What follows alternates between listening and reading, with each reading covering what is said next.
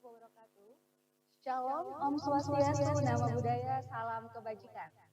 Selamat siang dan selamat datang para peserta webinar Literasi Digital Indonesia Sektor Pendidikan 2023 dengan tema Knowing Rules and Regulation in Digital Interaction bersama Universitas Nahdlatul Ulama Surabaya. Makin cakap digital. Perkenalkan, nama saya Hesti Puramasari yang mendapatkan kehormatan menjadi moderator dalam sesi kita pada siang hari ini. Apa kabar teman-teman semuanya? Semoga selalu dalam keadaan sehat dimanapun rekan-rekan semua berada. Luar biasa sekali ya di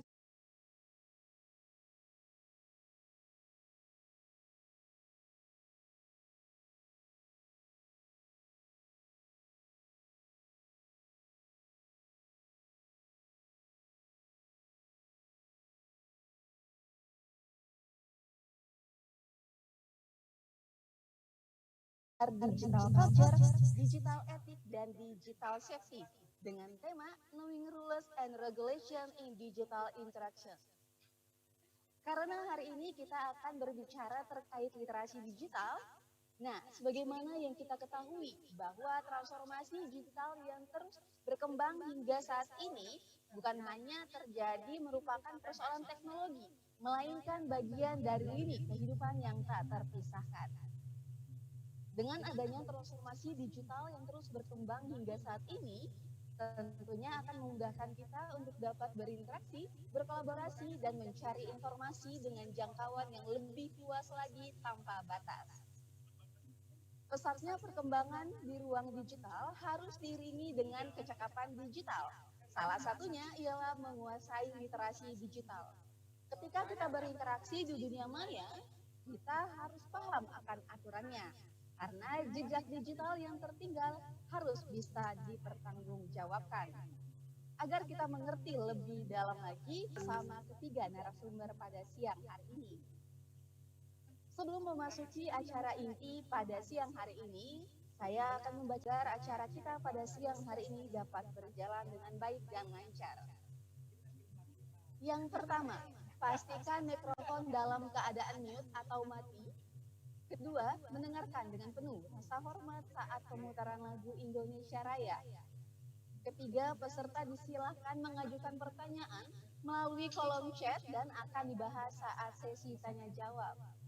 Keempat, wajib mengikuti rangkaian kelas hingga selesai. Kelima, peserta diwajibkan untuk mengisi link absensi dan mengisi post-testnya melalui link yang akan dikirimkan melalui kolom chat. Dan yang terakhir disarankan untuk tetap menyalakan kameranya selama kelas berlangsung, terlebih saat sesi dokumentasi di akhir kelas nanti. Nah, para partisipan yang berbahagia pada siang hari ini, itu tadi tata tertib selama kelas kita berlangsung. Kiranya kita semua dapat mematuhi tata tertib tersebut agar dapat berjalan dengan lancar dan baik. Dan tentunya juga saya ingatkan kepada rekan-rekan semuanya, jangan lupa untuk mendaftar pada kelas hari ini sebelum mengisi link absensinya. Baik, selanjutnya mari sama-sama kita mendengarkan dengan penuh rasa hormat lagu kebangsaan kita, Indonesia Raya.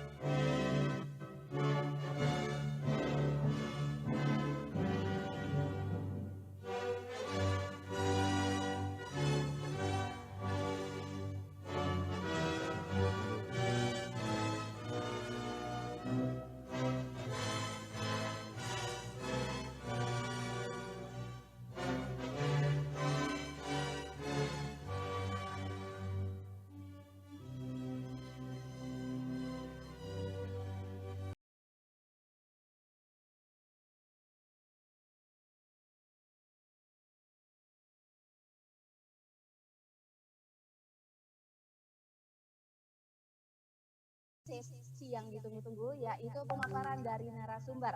Tapi sebelum itu kita mau diskusi dulu ya, kita saling berkenalan dulu bersama juga dengan ketiga narasumber kita ya teman-teman semuanya. Bagaimana juga hari ini tema kita yaitu terkait juga dengan knowing rules and regulations in digital interaction. Nah, seperti saya rasa teman-teman semuanya di sini sudah sering mendengar kasus-kasus terkait juga dengan Undang-Undang ITE ya, apalagi kan kemarin sempat viral ya. Saya kira teman-teman semuanya udah tahu nih ya kasusnya Bima yang kemarin bikin konten di TikToknya terkait juga dengan proses protesnya dia terhadap daerahnya itu. Bagaimana juga ini saya dapat info ya dari berita bagaimana tak temukan unsur pidana, polisi hentikan kasus UU ITE di cover Bima. Nah, gitu. Dan untuk itu juga saya ingin mengajak diskusi dulu nih untuk ketiga narasumber kita pada hari ini ya terkait juga dengan tema kita dan isu-isu yang lagi viral nih saat ini. Nah, untuk itu saya ingin mengundang dulu terutama untuk Pak Sri Trusta Sukardito untuk bagaimana nih Pak tanggapannya terkait juga dengan berita yang tadi saya bacakan terkait juga dengan Undang-Undang ITE kasus dari si Bima ini. Apalagi kalau ditarik dari sisi digital culture-nya nih Pak. Silahkan Pak Bina, Pak Sri. Oke, terima kasih. Assalamualaikum warahmatullahi wabarakatuh. Tes. Halo. Ya Pak. Oke. Ya, jadi memang apa namanya?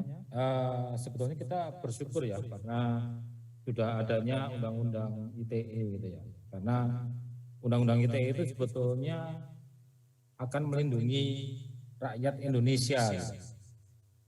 Tes. Apakah suara saya terdengar? Terdengar jelas Pak. Oh, ya, okay. Jelas. Maaf, oke. Nah, jadi dimanapun undang-undang itu pastikan dibuat memang untuk melindungi rakyatnya gitu ya. Seharusnya dengan adanya undang-undang itu masyarakat pasti akan lebih aman gitu ya dan tidak akan terugikan gitu. Tinggal memang diharapkan masyarakat itu sudah tahu caranya untuk bisa mengekspresikan pendapatnya gitu. Karena sudah ada caranya untuk bisa mengekspresikan pendapatnya itu. Jadi kalau misalnya temennya itu bisa istilahnya menyuarakan suaranya ke tempat yang benar, pasti akan lebih aman buat dia. Dan dengan cara yang aman pasti untuk memprosesnya pun akan lebih mudah gitu daripada harus pasang di TikTok dan lain-lainnya gitu. Baik, saya setuju sekali ya. Izin untuk memanggil Pak Dato ya. Tadi ada teman yang ngasih tahu Bapaknya sering dipanggil Pak Dato ya Pak. Ya Pak Dato. Oke, baik, saya setuju sekali ya Pak Dato. Bagaimana juga harapannya kalau kita ingin menyuarakan saran kita itu baiknya dicari media yang tepat ya Pak. Jangan sampai itu juga mengancam diri kita sendiri apalagi keluarga terdekat kita ya Pak Dato. Setuju sekali. Nah, mungkin karena belum pernah membaca undang-undang itu tadi mungkin jadinya menyuarakan pendapatnya di tempat yang kurang tepat. Nah, setuju sekali nih Pak. Untungnya teman-teman dari Universitas Nahdlatul Ulama sudah dapat materi kita yang hari ini ya. Jangan sampai itu terjadi ke teman-teman semuanya. Dan untuk itu terima kasih Pak Dato. Dan selanjutnya saya ingin meminta pendapat reaction dari Pak Mustafik. Gimana nih Pak? Pendapat Pak Mustafik terkait juga dengan berita yang viral kemarin ini Pak. Terima kasih ya. Ini perkembangan teknologi digital itu kan menciptakan satu ruang baru yang disebut dengan ruang digital atau ruang maya. Nah, ruang itu menjadi tempat untuk tempat untuk beraktivitas manusia. Dan jadi ada peralihan aktivitas dari aktivitas nyata ke aktivitas digital atau dunia maya. Nah, dalam aktivitas digital tersebut kita juga berhadapan dengan manusia, dengan karakter manusia yang sesungguhnya. Oleh karena itu, kalau misalnya di dunia nyata itu kita butuh etika, maka di dunia digital juga butuh etika. Nah, termasuk dalam konteks etika itu adalah mencermati bagaimana banyaknya perundungan, banyak berita hoax yang berkembang di dunia maya. Nah, itu adalah salah satu tantangan dari etika digital, bagaimana kita mensikapi setiap postingan yang ini apakah hoax atau bukan, apakah bermanfaat atau tidak, dan lain-lain. Nah, kita akan bahas soal itu terkait dengan etika digital itu seperti apa, akhlak dalam dunia digital itu seperti apa. Kira-kira begitu, Mbak Hesti. Baik, terima kasih banyak Pak Mustafik dan juga Pak Dato ya untuk kesempatannya pada siang hari ini. Baik, kita akan ketemu lagi tentunya ya saat sesi pemaparan sesaat lagi.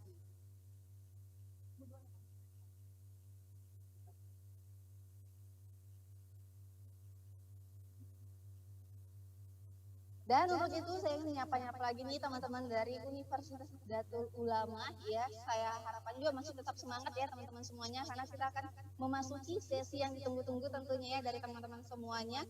Kita akan mengundang narasumber kita yang pertama. Di sini sudah ada Bapak Sri Trustaka Sukardato ya, selaku praktisi IT. Saya undang ke layar virtual saya terlebih dahulu. Mohon maaf Bapak kalau saya ada kesalahan saat penyebutan nama Pak. Mohon maaf sekali Pak. Dan untuk itu juga kepada Pak Dato, layar virtualnya saya persilahkan. Terima kasih Mbak Hesti. Sebentar saya buka PowerPoint dulu saya.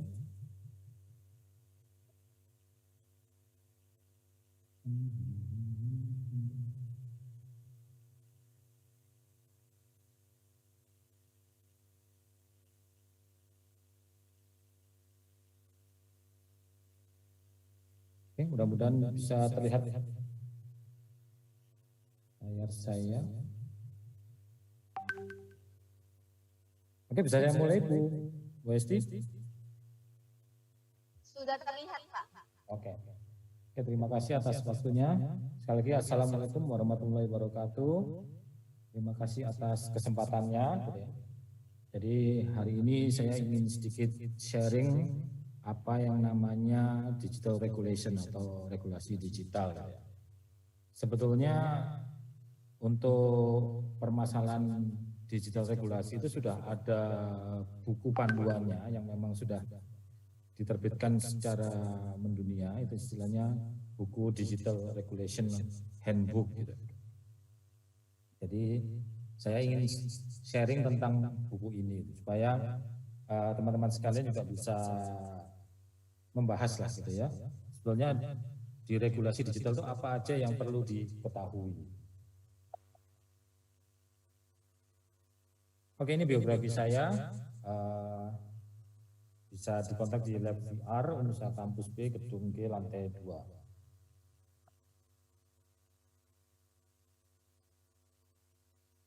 Oke, jadi yang melatar belakangi digital regulasi itu sebetulnya adalah komunikasi gitu ya. Jadi karena komunikasi itu di dunia real ini terutama gitu ya, itu pasti menggunakan bahasa. Tapi karena di dunia ini bahasa itu sangat banyak sekali dan beraneka macam, maka untuk bisa saling berkomunikasi itu perlu diatur. Nah, jadi untuk bisa saling berkomunikasi biasanya orang akan mencoba suatu bahasa yang standar yang sama. Mungkin kalau sekarang kita biasa menggunakan bahasa Inggris gitu ya. Nah, jadi supaya bisa saling berkomunikasi dan bisa diatur. Begitu juga dengan dunia digital. Gitu. Sebetulnya dunia digital juga sudah ada aturan untuk penggunaannya. Gitu ya. Jadi contoh kalau misalnya kita mau membuka suatu alamat website itu pasti diawali dengan http://www.facebook.com, yahoo.com apa gitu ya. Nah itu sebetulnya sudah aturan gitu ya. Kan kita tidak mungkin mengisikan dengan alamat hehe.2/ itu tidak mungkin. Pasti diawali dengan HTTP atau HTTPS. Gitu. Nah, itu yang disebut juga namanya protokol atau kalau di dunia komunikasi digital disebut dengan internet protokol. Nah, internet protokol pun juga sudah ada aturannya gitu. Makanya semuanya diatur dan membutuhkan yang namanya regulasi. Nah, regulasi yang diatur dalam regulasi digital itu antara lain ada 9 poin ini. Yang pertama tata kelola regulasi, atau independensinya terhadap regulasi itu bagaimana. Kemudian di dalam regulasi tersebut juga akan mengatur tentang persaingan dan ekonomi di bisnis digital. Yang nomor 3 akan membahas tentang akses untuk semuanya, jadi semua orang itu berhak akan akses ke informasi digital ini. Kemudian bagaimana konsumen itu dilindungi oleh suatu regulasi. Kemudian ada protection dan kepercayaan data trusting. Kemudian ada yang mengatur juga yang namanya spektrum. Apa sih spektrum itu, nanti akan kita bahas di bagian nomor 6. Kemudian gimana caranya suatu regulasi itu bisa tanggap atau bisa beradaptasi dengan teknologi yang baru atau teknologi yang sedang berkembang. Itu yang nomor 7.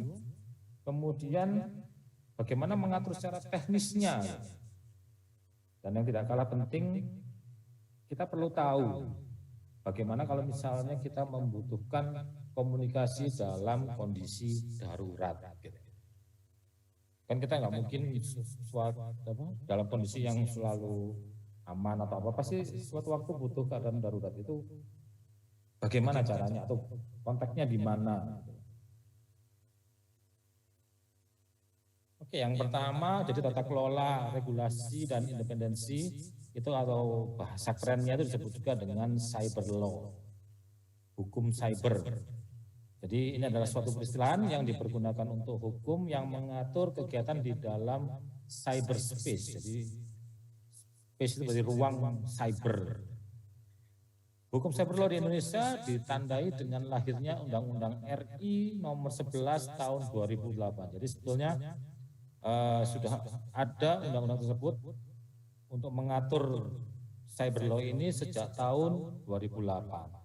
Tentang informasi dan transaksi elektronik yang diundangkan oleh Presiden RI pada tanggal 21 April 2008. Namun untuk perkembangannya sudah ada update yang terbaru, itu tahun 2016. Nanti akan saya jabarkan update-nya. Di mana cyber law itu akan mencakup beberapa poin. Jadi yang pertama adalah copyright atau hak cipta. Yang kedua adalah tentang trademark, suatu merek digital itu bagaimana akan dilindungi. Kemudian fitnah atau pencemaran nama baik, bahasa kerennya ini defamation ya. Kemudian akan membahas juga yang namanya privacy. Tuh, ini data saya, Anda tidak boleh lihat. Ini data yang harus disembunyikan. Oh, ini data yang boleh ditaruh di publik. Nah, itu semuanya diatur. Kemudian duty of care, kemudian juga ada criminal liability, kemudian isu-isu prosedural. Di situ juga akan mengatur electronic contract dan digital signature. Electronic commerce, sekarang sudah makin banyak marketplace semacam, oke saya sebut merek Tokopedia atau Bukalapak dan lain-lainnya. Electronic government, pornografi. Ini semuanya diatur dalam cyber law ini. Kemudian yang terakhir ini adalah pencurian, gitu ya. Jadi unsur-unsur ini semuanya sudah diatur di dalam Undang-Undang Informasi dan Transaksi Elektronik atau yang biasa kita panggil Undang-Undang ITE. Nah, aspek-aspek yang diatur dalam Undang-Undang ITE tersebut, yang pertama adalah aspek jurisdiksi, di mana kita memakai yang namanya extra territorial jurisdiction.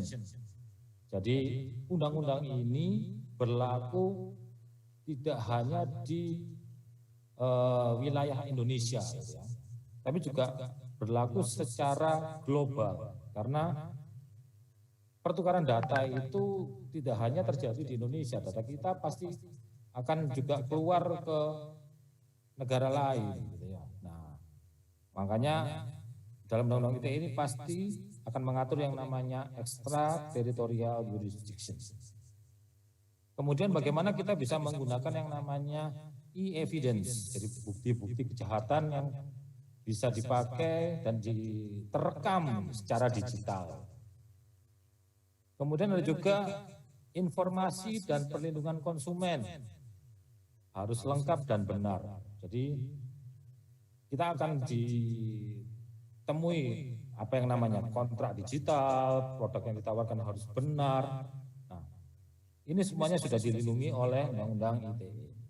Kemudian ada juga yang namanya tanda tangan elektronik.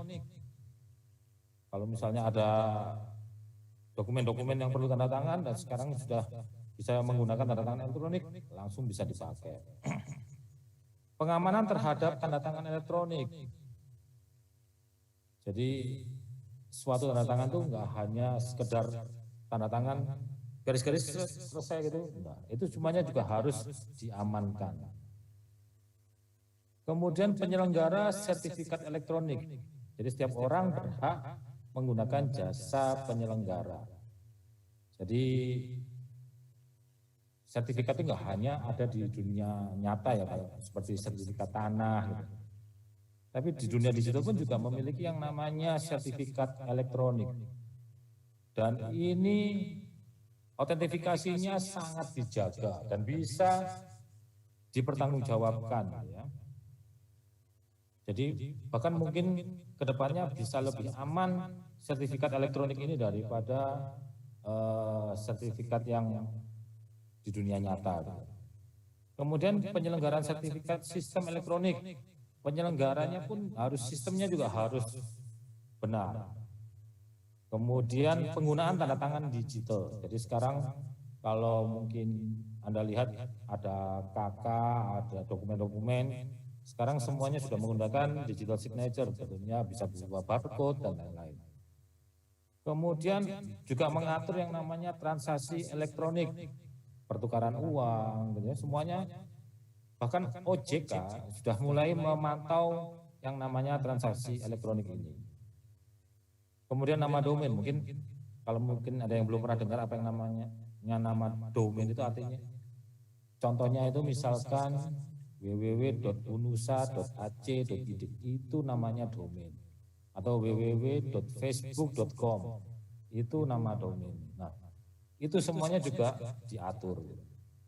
Ada beberapa lagi, berikutnya ada privacy, peran pemerintah dan masyarakat, perlindungan kepentingan umum, dan juga perbuatan-perbuatan yang dilarang. Jadi ini ada sebanyak F, perbuatan yang dilarang, menyebarkan informasi elektronik yang bermuatan politik, perjudian, tindak kekerasan dan penipuan, itu tidak boleh. Jelas ya. Kemudian ini ada BCD yang hampir-hampir mirip, menggunakan dan atau mengakses komputer dan atau sistem elektronik dengan cara apapun tanpa hak. Nah, di sini ada definisi tanpa hak. Dan ini juga kalimat ini untuk melindungi apabila terjadi pengaksesan suatu komputer ke personal, tapi tanpa hak. Artinya bisa dengan cara dihack, di-crack, dan macam-macam. Kemudian menggunakan dan atau mengakses komputer dan atau sistem elektronik dengan cara apapun tanpa hak milik pemerintah. Gitu ya. Jadi ya sebaiknya Anda belajar, mungkin ada yang belajar di bidang IT, tapi ya jangan sampai digunakan untuk melakukan hacking-hacking sistem milik pemerintah gitu ya. Atau yang nomor berikutnya sama tapi untuk yang menyangkut pertahanan nasional atau hubungan internasional. Wah, biar keren, saya pengen nge-hack apa misalnya servernya TNI gitu. Wah, jangan kayak gitu ya. Melakukan tindakan yang secara tanpa hak menyebabkan sistem elektronik menjadi rusak. Ini juga jangan. Kemudian menggunakan dan atau mengakses komputer dan atau sistem elektronik dengan cara apapun tanpa hak, baik dari dalam maupun dari luar negeri. Jadi dimanapun Anda berada, walaupun mungkin sedang haji atau apa, kemudian jangan coba-coba iseng-iseng melakukan hacking atau apa gitu ya. Ini akan bisa terkena pidana dari Undang-Undang ITE tersebut. Nah, dari perkembangannya itu, Undang-Undang ITE pernah mengalami persoalan dan dilakukan yang namanya revisi. Jadi ada beberapa contoh kasus keberatan masyarakat terhadap pasal 27 ayat 3 tentang pencemaran nama baik dan atau penghinaan melalui internet. Ada sanksi pidana yang memang terlalu berat, ada kasus Rita Mulyasari dan Rumah Sakit Omni Internasional yang mengakibatkan banyak permasalahan. Akhirnya Undang-Undang RI nomor 11 tahun 2008 diupdate menjadi Undang-Undang nomor 19 tahun 2016. Jadi ini yang update-nya gitu ya. Jadi yang dari tahun 2008 menjadi yang 2016. Nah, untuk regulasi penggunaan perangkat digital di kampus bagaimana? Nah, untuk di UNUSA sendiri, Anda bisa mengikuti aturan dari Direktorat IT yang ada di kampus. Karena di kampus ini memberikan beberapa pelayanan seperti email, LMS, portal, dan lain-lain. Semuanya ada aturannya. Gitu ya. Jadi mohon aturan itu dibaca, diikuti, dipatuhi, dan jangan sampai dilanggar. Nah, untuk penegakan hukum, ada beberapa lembaga-lembaga di Indonesia yang menegakkan Undang-Undang ITE. Yang pertama, jelas Kementerian Komunikasi dan Informatika, karena kementerian ini sebagai regulatornya atau yang membuat aturannya, di mana Direktorat Jenderal Aplikasi Informatika yang memiliki penyidik untuk kasus pidana IT ini untuk spesialisasinya. Jadi ada direktorat tersendiri yang memang punya penyidik khusus untuk kasus-kasus ITE. Kemudian dari Kepolisian Negara Republik Indonesia, terutama Unit 4 Cybercrime. Jadi ini emang ya polisinya di dunia cyber. Selain itu ada beberapa komunitas. Yang pertama adalah ID CERT, Indonesia Computer Emergency Response Team. Ini komunitas untuk menangani insiden di internet. Kemudian ada juga yang khusus menangani infrastruktur, disebut dengan IDCT atau CC, Indonesia Security Incident Response Team on Internet Infrastructure or Coordination Center. Di sini tugas mereka melakukan monitoring log traffic internet, data yang keluar masuk dari jaringan internet Indonesia. Kemudian ada juga yang namanya PANDI atau Pengelola Nama Domain Internet Indonesia. Ini adalah yang mengelola domain.id. Jadi contoh yang tadi misalnya ada www.unusa.ac.id. Nah, itu berarti harus mengikuti aturan dari PANDI ini. Nah, regulasi yang ada itu juga masih perlu adanya kolaborasi dengan regulasi atau peraturan yang lainnya. Jadi misalkan untuk dunia komersial, commerce itu masih perlu juga kolaborasi dengan peraturan yang lain, misalkan dari Departemen Perpajakan. Nah, di sini ada digital taxation atau online digital services. Nah, kemudian ada juga untuk cyber security, bagaimana tentang data-data penggunaan di suatu perangkat atau menggunakan Internet of Things, education, energy, finance, semuanya butuh kolaborasi dari regulator tersebut. Karena misalnya contoh di sini ada blockchain, ada cyber security, financial inclusion dan lain-lainnya, gitu ya. Nah, jadi untuk yang berikutnya adalah persaingan dan ekonomi. Kita tahu sekarang di seluruh dunia sudah terkoneksi dengan internet, gitu ya, di mana dari internet itu muncul sudah perusahaan-perusahaan besar. Ini ada contoh, misalnya ada Google Cloud, ada AWS, Azure dari Microsoft. Dan kita dari orang Indonesia mengakses data ke perusahaan-perusahaan yang besar tersebut, gitu. Nah, pada saat kita mengakses suatu data di tempat tersebut, ada iklannya, ada apanya, akhirnya apa? Profitnya itu akan masuk ke mereka, gitu. Tapi di Indonesia kita hanya bisa melihat aja, loh, kok yang untung bisa mereka, padahal loh kita make, ya seharusnya yang untung ya bisa di Indonesia sendiri dong. Kenapa kok harus semuanya keuntungannya larinya keluar, gitu. Nah, ini yang harus diperhatikan oleh teman-teman sekalian, gitu ya. Jadi persaingan dan ekonomi perlu diatur karena kita sudah memasuki regulasi digital era di mana komunikasi itu sudah berubah, gitu. Kalau dulu kita bisa pakai telepon, gitu. Wah, beli-belian pakai telepon atau apa, semuanya sekarang lewat internet. Kemudian ada regulasi pasar bebas internasional, bukan hanya lokal lagi. Jadi yang punya Amazon di luar bisa jualan, mereka bisa dapat keuntungan, dibeli oleh orang Indonesia, transfer kirim, kaya lagi.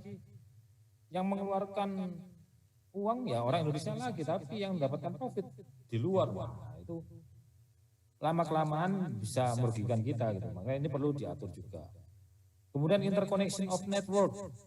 Penggunaan internet menggantikan teknologi komunikasi yang lama. Jelas SMS sekarang sudah berubah menjadi WhatsApp. Terus kemudian penjualan buku-buku sudah mulai pakai e-book dan lain-lainnya. Kemudian selain itu kita juga memerlukan yang namanya infrastructure sharing, di mana sekarang untuk melakukan aplikasi internet itu cukup menggunakan yang namanya cloud virtualization.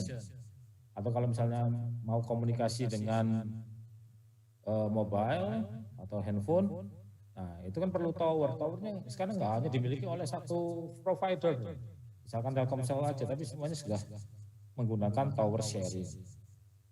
Price regulation sekarang mulai diatur dengan adanya e-katalog. Kalau misalnya teman-teman mau belanja sesuatu gitu ya, bisa lihat harganya di e-katalog, itu berarti harga normal, harga standarnya. Nanti bisa dibandingkan lagi dengan marketplace yang lainnya. Kemudian penyelesaian sengketa, misalnya kalau ada permasalahan keuangan, nah sekarang sudah diatur semuanya oleh OJK. Licensing and authorization. Ini pun akan banyak efeknya kalau misalnya kita menggunakan software. Misalnya Anda menggunakan software Microsoft. Loh, ternyata Microsoft-nya beli yang versi bajakan. Itu tidak baik itu. Atau ya kita bisa bilang itu tidak halal gitu ya. Nah, itu juga soalnya sudah diatur gitu. Jadi tolong pakailah software-software yang halal. Kemudian ada merger dan acquisition. Contoh foto, ini ada Gojek dan Tokopedia sekarang sudah bergabung. Perpajakan, nah itu semuanya juga harus diatur karena enak dong misalnya Google atau apa ya, misalnya perusahaan mana, Amazon gitu, jualan dapat untung, tapi orang Indonesia tidak dapat apa-apa. Nah itu sekarang semuanya perlu dikasih pajak gitu ya. Nah ini diatur oleh taxation di regulasi tersebut. Pajaknya barang ini, barang import apa, sekarang semuanya sudah diatur. Kita mau beli handphone, wah ternyata iPhone di luar negeri harganya lebih murah, wah beli di Singapura aja. Nggak bisa kayak gitu, kita harus ada pajaknya juga dong gitu. Supaya emang profitnya bisa dinikmati oleh rakyat Indonesia. Oke, untuk lanjut yang berikutnya, akses untuk semua, di mana sekarang internet jumlah penggunanya sudah sampai 5 billion, apa ini nolnya gitu ya. Bahkan di Indonesia pun untuk penetrasinya alhamdulillah sudah, ini laporan dari ABGI tahun 2022 sudah mulai meningkat, walaupun mungkin kecepatan internetnya masih kalah dengan negara lain, tapi setidaknya Anda sekalian sudah bisa merasakan internet cepat gitu ya. Karena kalau bisa dihitung, Anda kuliah sudah bisa menikmati kecepatan internet sampai misalnya 10 mega bit per second. Kalau dulu saya hitungannya itu hanya kilo nggak sampai gitu. Itu wah sangat lambat sekali. Kemudian urusan konsumen, apa aja yang perlu diperhatikan? Isu yang berhubungan dengan konsumen yang terjadi di dunia digital antara lain adalah price and quality of services, harga di marketplace dan produk yang dijual. Nah, ini juga kadang kita sering lihat di Tokopedia harganya misalnya 1 juta, di Bukalapak loh kok bisa 1,5 juta. Nah, kadang kita juga melihat di Tokopedia, oh ini barangnya kok murah, oh ternyata sampai rumah palsu atau apa. Nah itu semuanya bisa dikomplain dan bisa diatur karena itu sudah menjadi perlindungan konsumen. Kontrak dan prepayment harus dibaca sampai paham, jangan asal main next gitu. Wow, ada ini mau beli ini, next, klik. Wah, hati-hati ya, nanti bisa rugi. Kemudian billing and payment procedures, pembayaran annual atau monthly menggunakan credit card. Jadi harus diperhatikan bahwa kalau misalnya Anda sekarang banyak bank yang menawarkan kemudahan untuk belanja online gitu ya. Itu juga sama, jangan asal main klik gitu, harus diperhatikan. Customer service, komplain dan redress. Hotline yang menangani komplain ini harus jelas. Jadi kalau misalnya Anda mau belanja di suatu tempat atau di suatu website, perhatikan hotline ini benar nggak sih gitu. Karena kalau misalnya kita mau komplain ternyata hotline-nya nggak beres, ya bahaya juga. Atau misalnya Anda di kampus gitu ya, ini saya nggak bisa akses internet, wifi-nya mati, loh ini laporannya ke siapa gitu. Itu harus tahu. Kira-kira ada yang sudah tahu kalau misalnya terjadi kesalahan tentang yang berhubungan dengan IT di kampus ini, laporannya kemana? Oke, nanti saya coba tanya ya. Helping consumer navigate the digital economy, panduan pembelian konten digital. Kemudian provision for consumer with disability untuk yang handicap, smart consumer devices. Nah, di sini ada yang namanya spektrum. Nanti akan saya jelaskan apa itu yang namanya spektrum. Trust requires trustworthiness. Coba tolong kalau misalnya Anda mau membeli suatu barang di internet, dicek ininya dulu. Ini secure enggak ya? Online safety for children and adult. Biasakan menggunakan parental control ya. Digital identify and automated decision making. Sekarang sudah mulai banyak iklan di internet. Ini juga bisa menipu gitu ya. Nah, itu Anda harus hati-hati untuk bijak memilah. Semuanya ini sudah diatur di regulasi. Jadi kalau misalnya Anda merasa tertipu dengan suatu iklan, silahkan laporkan. Nah, gimana cara melaporkannya? Oke, kita lihat. Nah, kemudian ada juga bab yang membahas tentang perlindungan dan kepercayaan data. Jadi dasarnya adalah karena kita menggunakan komunikasi kita ini menggunakan komputer, maka perlu dibahas yang namanya computer security, di mana unsur dari keamanan suatu komputer itu ada 3. Jadi ada yang namanya confidentiality, integrity, dan availability. Confidential, kerahasiaan. Only authorized users can use computer and data. Jadi jangan sampai biasanya, pinjam dong komputernya, langsung di-share gitu aja. Ya, mulai sekarang harus hati-hati gitu ya. Integrity, data application remain unchanged. Setelah dipinjamkan, loh kok ada aplikasi mobile banking saya kebuka, siapa yang buka? Wah, ternyata uangnya hilang, hati-hati di situ. Jadi walaupun aplikasinya tetap, tapi ternyata loh kok nilainya yang berubah. Availability, computer and data are accessible when needed. Jadi, wah kita mau lihat nilai, loh SIM-nya mati, itu nggak boleh. Itu berarti ada suatu hal yang tidak benar. Jadi dari 3 poin ini harus selalu siap sedia, harus ada terus, dan harus bisa terjaga. Nah, dijaga dari apa? Dijaga dari yang namanya risk dan threat. Bisa Anda lihat di sini untuk komputer security itu ada risknya, data loss, hardware failure, ada trauma tentang data, hati-hati terhadap air. Jadi jangan biasakan minum kopi di sebelahnya laptop. Kalau tumpah yang rugi Anda sendiri. Cold, kedinginan atau panas, hati-hati juga. Kemudian static electrical spike. Nah, ini semua adalah risiko-risiko yang di sekitar kita yang ya bisa merugikan keamanan data. Kemudian ada ancaman. Wah, ini yang lebih susah lagi. Ada malware, ada virus, ada worm, ada spyware, ada adware, ada exploit, ada Trojan horse, keylogger, dan ransomware. Solusinya bagaimana? Bisa menggunakan password, update OS, virus malware, firewall, dan lain-lain.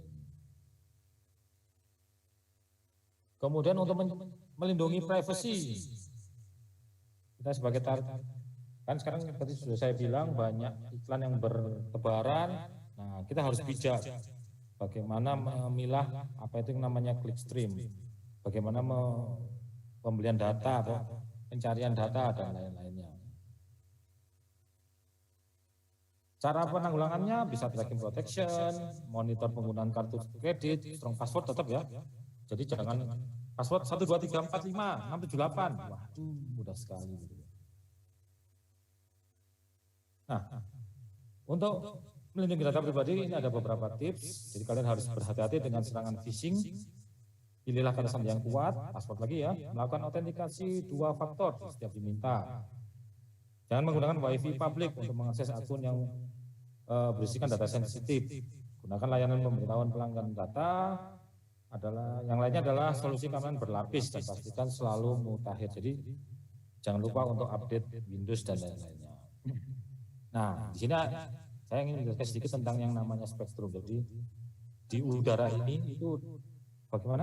Iya Pak, saya izin mengingatkan waktunya tersisa 5 menit lagi ya Pak. Oh ya, oke. Baik, bisa dilanjutkan Pak. Terima kasih. Jadi di udara ini ada berbagai macam data yang istilahnya seliweran ya, lewat gitu ya. Ada broadcast TV, ada cellphone, ada wifi, ada polisi, radar polisi. Nah, ini semuanya itu sudah dibagi. Jadi nggak boleh lah kita misalnya menggunakan frekuensi punyanya radar polisi, itu nggak boleh. Jadi kita harus bisa paham bahwa untuk komunikasi yang diperbolehkan yang mana aja, misalkan wifi network, oh ini boleh, gitu ya. Kemudian selain itu GPS, ini juga sudah boleh, gitu ya. Nah,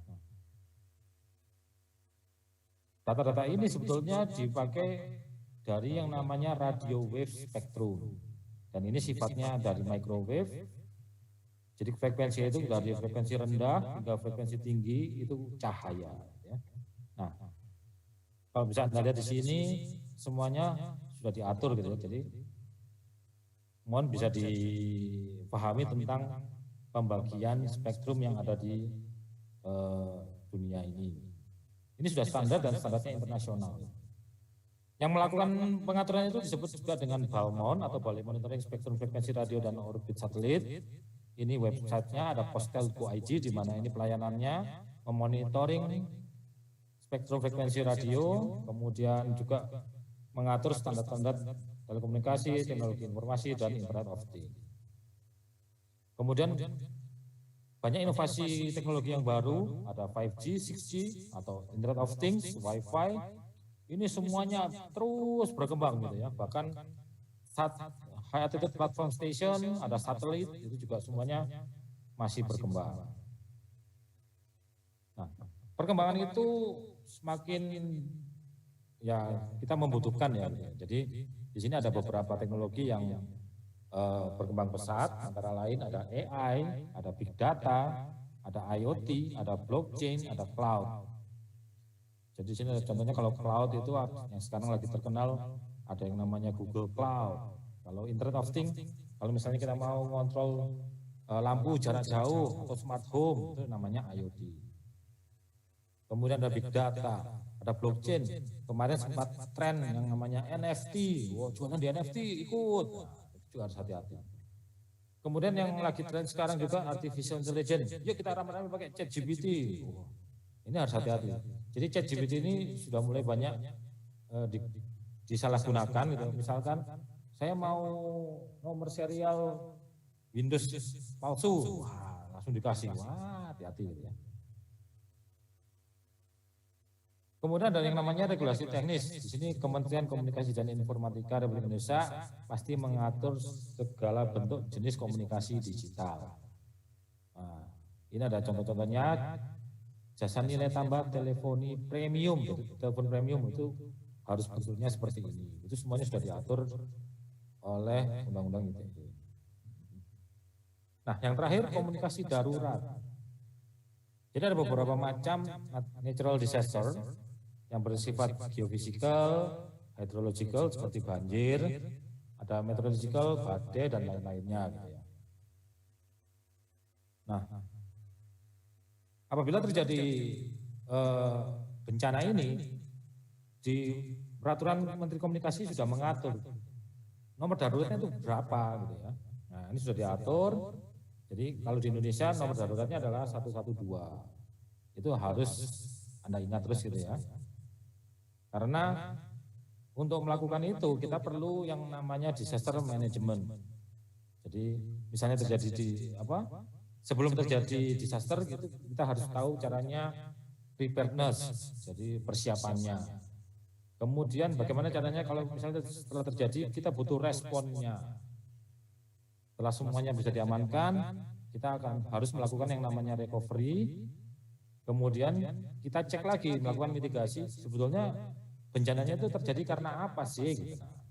Ini adalah proses-proses yang harus dilakukan apabila terjadi bencana. Jadi apa yang harus dilakukan saat data pribadi dicuri oleh pihak lain? Wajib lapor ke pihak terkait, hubungi call center resminya. Misalnya bank tempat Anda menjadi nasabah, nasalep, wah salah di sini. Melapor ke pihak perusahaan atau dompet digital e-commerce terkait. Jangan lupa melapor ke kepolisian, melapor ke Bank Indonesia atau otoritas jasa keuangan. Ini juga menjadi tempat untuk bisa melaporkan suatu kejadian, terutama dengan transaksi digital. Kemudian tulis ke surat pembaca, jangan lupa siapkan bukti. Buktinya bisa berupa bukti fisik atau bukti evidence tadi gitu ya. Jadi kita tidak perlu malu untuk mempublikasikan insiden yang menimpa gitu ya. Supaya apa? Orang lain juga tidak tertimpa bencana yang sama jadi gitu ya. Bisa mencegah orang lain terjebak pada masalah yang serupa. Nah, untuk di UNUSA sendiri ini saya baru dapat nomornya, jadi bisa melalui WhatsApp 2 nomor ini apabila Anda membutuhkan permasalahan yang terkait dengan digital, komunikasi digital.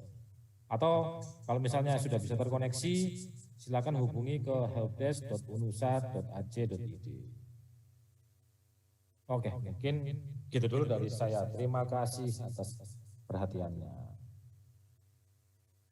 Baik, terima kasih banyak Pak Dato atas materinya yang luar biasa ya. Saya setuju sekali ya Pak, bagaimana juga untuk terkait UU ITE itu ternyata sudah diatur semuanya ya Pak. Jadi bagaimana lagi kita yang mau untuk membaca, mau untuk mempelajari lagi dan harus diingat dan diterapkan tentunya. Nah, untuk itu Pak, nanti kita akan bertemu lagi tentunya saat sesi tanya jawab Pak. Siap, terima kasih.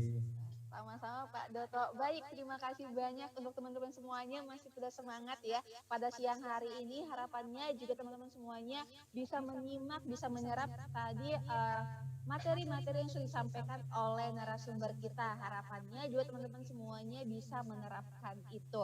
Nah, untuk itu juga saya ingin mengingatkan untuk dapat mengisi link absensinya hingga rekan-rekan semuanya dapat mendownload e-sertifikatnya. Nah, selanjutnya kita akan beralih ke narasumber kita yang kedua yang akan membawakan pilar digital etik. Di sini sudah hadir Bapak Muhammad Mustafiq selaku Dewan Etik Universitas Nahdlatul Ulama Yogyakarta. Assalamualaikum Pak Mustafiq, sudah siap Pak? Waalaikumsalam warahmatullahi wabarakatuh. Insya Allah siap KSD. Mantap. Baik Pak Mustafiq, untuk itu waktu dan layar virtualnya saya persilahkan Pak. Oke, terima kasih. Assalamualaikum warahmatullahi wabarakatuh. Bismillah, alhamdulillah, salatu wassalamu ala rasulillah wa ala alihi wa sahbihi wa mawala amma ba'da. Terima kasih atas kesempatannya kepada KSD untuk sharing, untuk diskusi dengan Sivitas Akademik Universitas Nahdlatul Ulama Surabaya. Izinkan saya untuk menyapa para narasumber dahulu. Ada Pak Sri Trusta tadi, Kak Sri Trusta yang cukup panjang lebar bicara soal tata kelola dunia digital di Indonesia.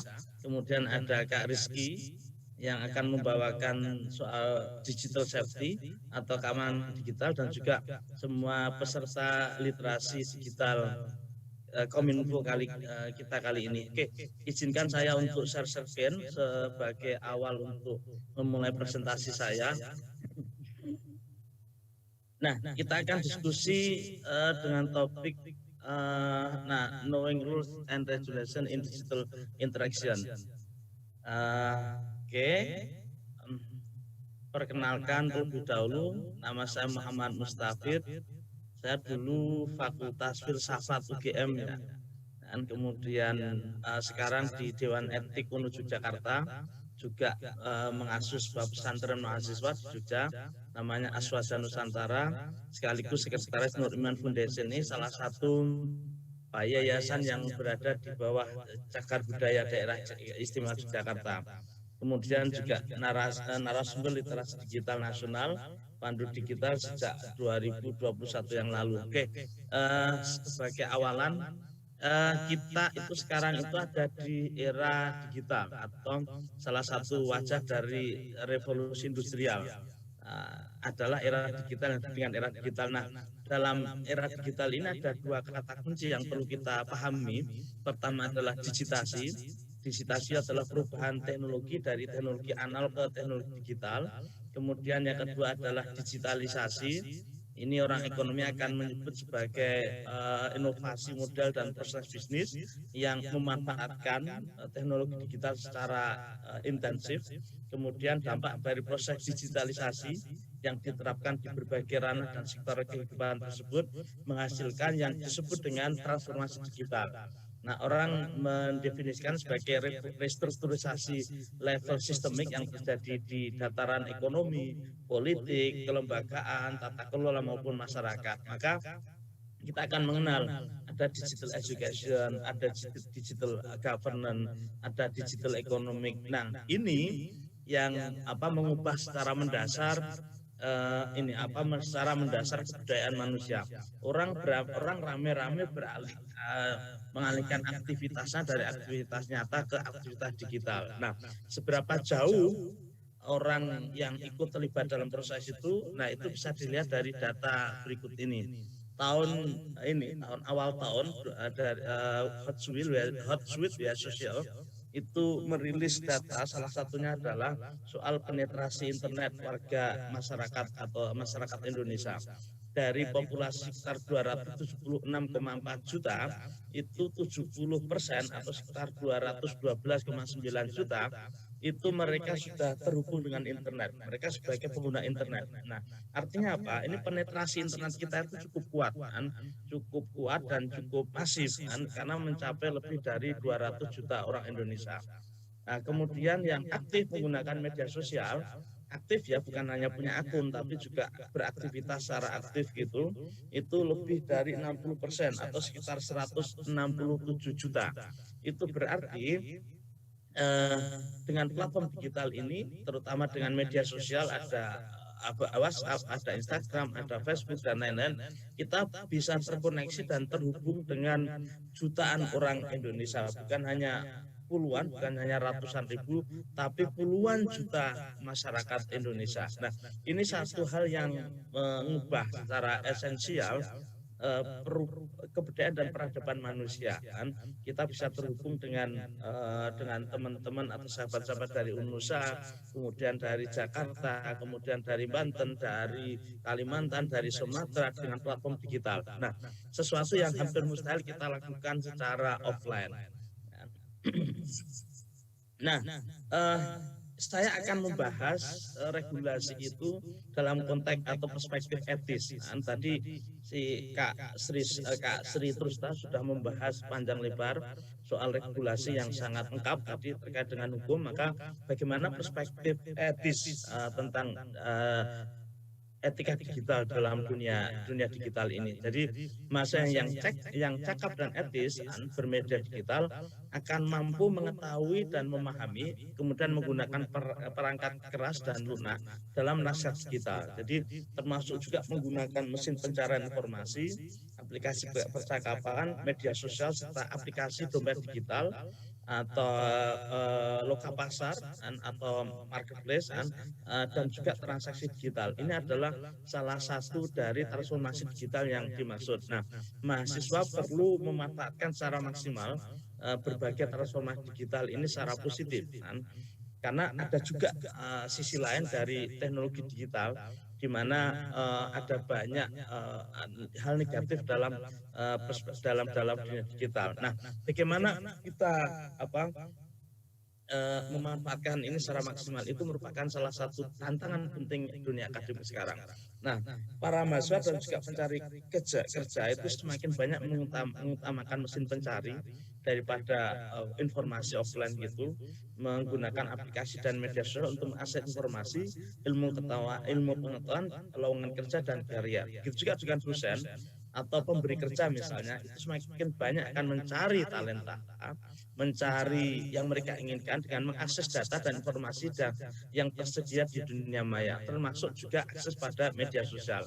Oleh karena itu, ini merupakan satu kesempatan untuk terkoneksi, terhubung dengan dunia yang lainnya. Nah, ada beberapa hal yang perlu kita letakkan sebagai prinsip dalam bermedia sosial kan. Pertama adalah kalau kita menerima informasi misalnya, maka kita perlu cek and recheck ini valid atau bukan kan. Kemudian setelah ini valid, kita tanya kembali ini bermanfaat atau tidak. Dan kemudian setelah valid kemudian bermanfaat, kalau misalnya hoax maka berhenti di sana, nanti tidak perlu disebar. Kemudian kalau tidak bermanfaat mungkin juga tidak perlu di-share. Kemudian bertanya ini menyakiti atau menyinggung orang lain atau kelompok lain ini. Nah, ini itu juga penting karena banyak informasi yang valid, bermanfaat, tapi kemasannya itu seringkali menyinggung atau menyakiti kelompok lain. Nah, yang keempat adalah kita harus memperhatikan post-truth. Apa itu post-truth? Ini jadi salah satu karakter dari masyarakat digital. Sesuatu yang salah tapi kemudian menjadi benar dalam konteks dunia digital. Jadi informasi yang sebenarnya salah tapi karena diulang-ulang terus, di-share terus-menerus, ada buzzer misalnya, kemudian informasi itu seolah-olah menjadi sebuah kebenaran yang menjadi pijakan oleh masyarakat. Itu ya secara sederhana karakter post-truth masyarakat kita. Nah, bagaimana penanganannya secara legal tadi sudah disampaikan oleh Kak Sri Trusta. Kemudian, kita nggak cukup hanya menjadi konsumen dari dunia digital, tapi harus memproduksi dan mendistribusikan konten positif tersebut.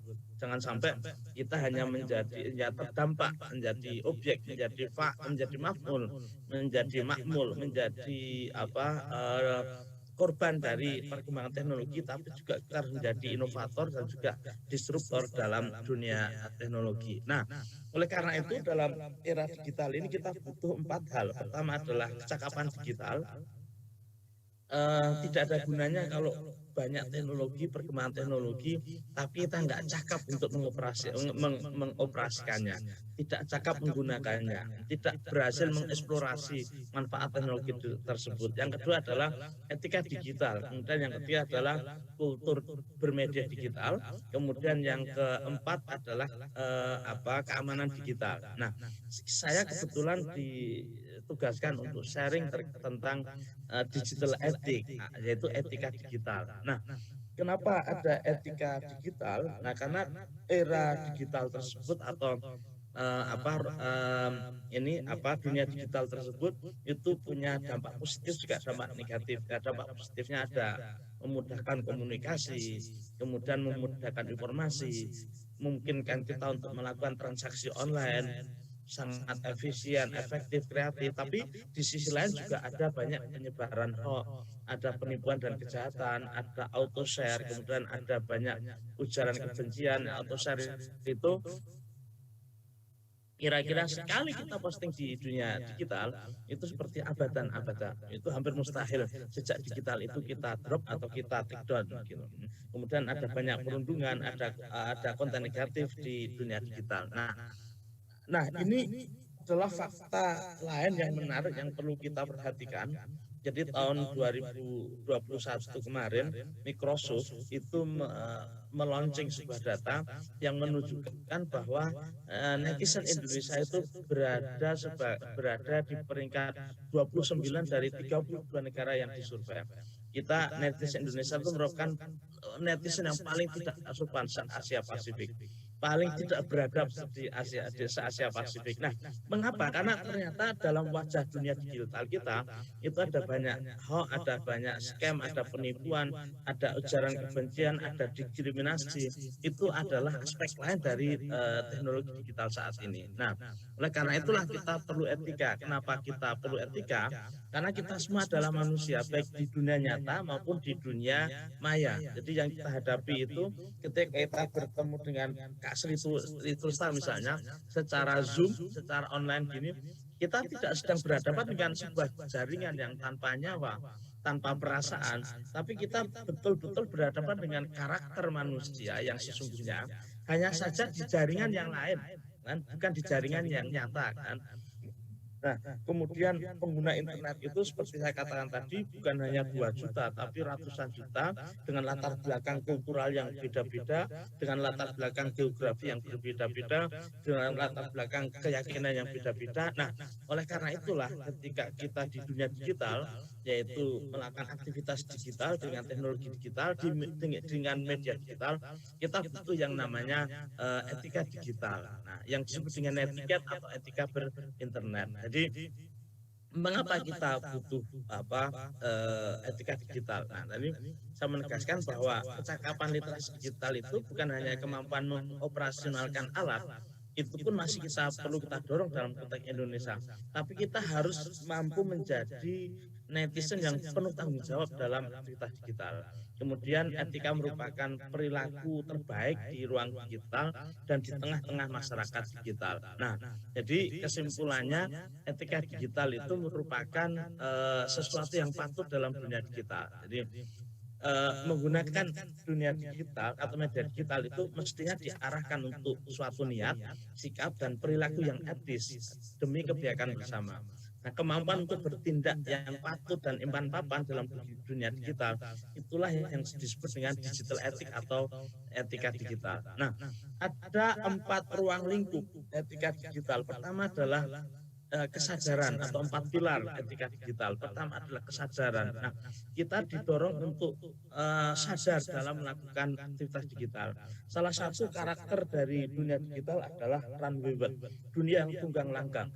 Kita didorong untuk melakukan aktivitas digital seolah-olah tanpa kesadaran, tidak didahului oleh pertimbangan etis atau pertimbangan yang matang, tapi share sana share sini itu begitu cepat sekali. Nah, agar etis maka perlu kesadaran, perlu jeda reflektif dalam aktivitas digital.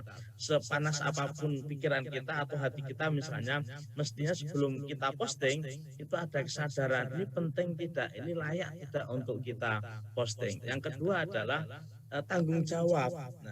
Kita harus siap untuk menerima konsekuensi dari perilaku yang kita lakukan dalam dunia digital. Kalau sudah misalnya kita menistakan atau mencemarkan nama baik Kak Sri Tulsta misalnya, kita harus siap-siap untuk dituntut dengan undang-undang ITE kan. Begitu di screenshot atau di-sharekan, ya sudah, kita nggak bisa mengendalikan lagi. Nah, agar kesadaran dan tanggung jawab itu bermakna, maka kita perlu integritas, perlu akhlakul karimah, kan? Menghindari kebohongan, menghindari plagiasi, menghindari ketidakjujuran, menghindari pelanggaran hak cipta dalam dunia digital. Nah, seringkali kita diajak rapat, sebentar ya, ini mas di OTW padahal belum apa-apa, tapi dijawab OTW. Nah, itu salah satu contoh kecil bagaimana kita tidak berintegritas dalam dunia digital. Nah, yang keempat adalah kita harus punya komitmen yang kuat terhadap nilai-nilai kebajikan. Ada kemanfaatan, ada kebaikan, ada kebenaran, ada keadilan dalam ruang digital. Nah, bagaimana tindakan etis kita ketika kita di dalam dunia digital itu? Pertama, kita harus berpikir kritis, kan? Melakukan analisis, kan? Dengan bersikap skeptis, kan? Tidak dengan serta-merta mempercayai informasi yang didapat dalam dunia digital. Perlu verifikasi, check and recheck untuk menguji kebenaran sebuah informasi. Yang kedua, melakukan evaluasi, membuat pertimbangan yang matang sebelum mendistribusikan informasi tersebut ke orang yang lain. Apakah bermanfaat atau tidak? Apakah info tersebut benar atau tidak? Kemudian bagaimana berpartisipasi dalam memproduksi dan mendistribusikan konten digital, kemudian berkolaborasi, bukan hanya say hello, bukan hanya bertanya apa kabarnya, bukan hanya bertanya sedang di mana, tapi bagaimana melakukan kolaborasi dalam platform digital. Nah, mari kita jadikan interaksi yang bermakna di ruang digital kan.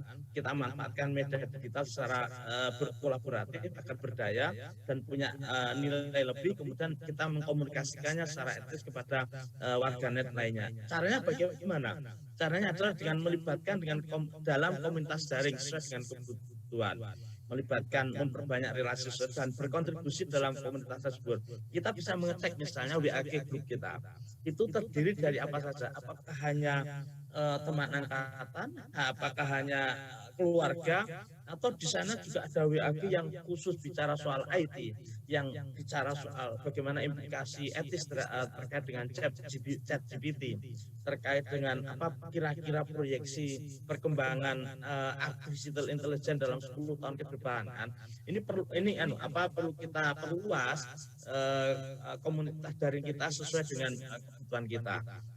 Ya, atau kalau memang kita belum punya, ya kita membuat dan mengelola komunitas daring tersendiri, mendistribusikan ide, menghasilkan karya dan lain-lain.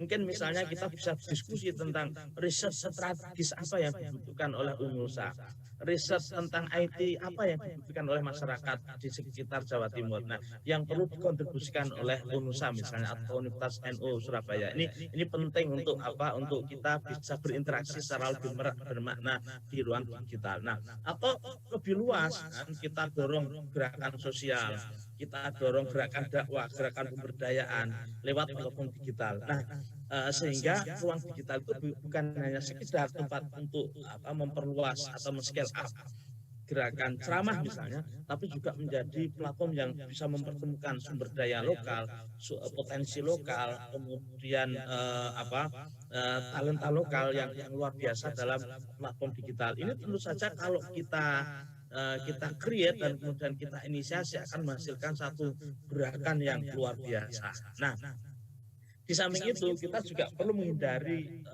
interaksi yang negatif ya, seperti memberi komentar yang negatif di media sosial, memberikan kata-kata hujatan, lontaran kata-kata yang negatif, ujaran kebencian, cyberbullying seperti doxing. Doxing itu menyebarkan data pribadi orang ke media sosial.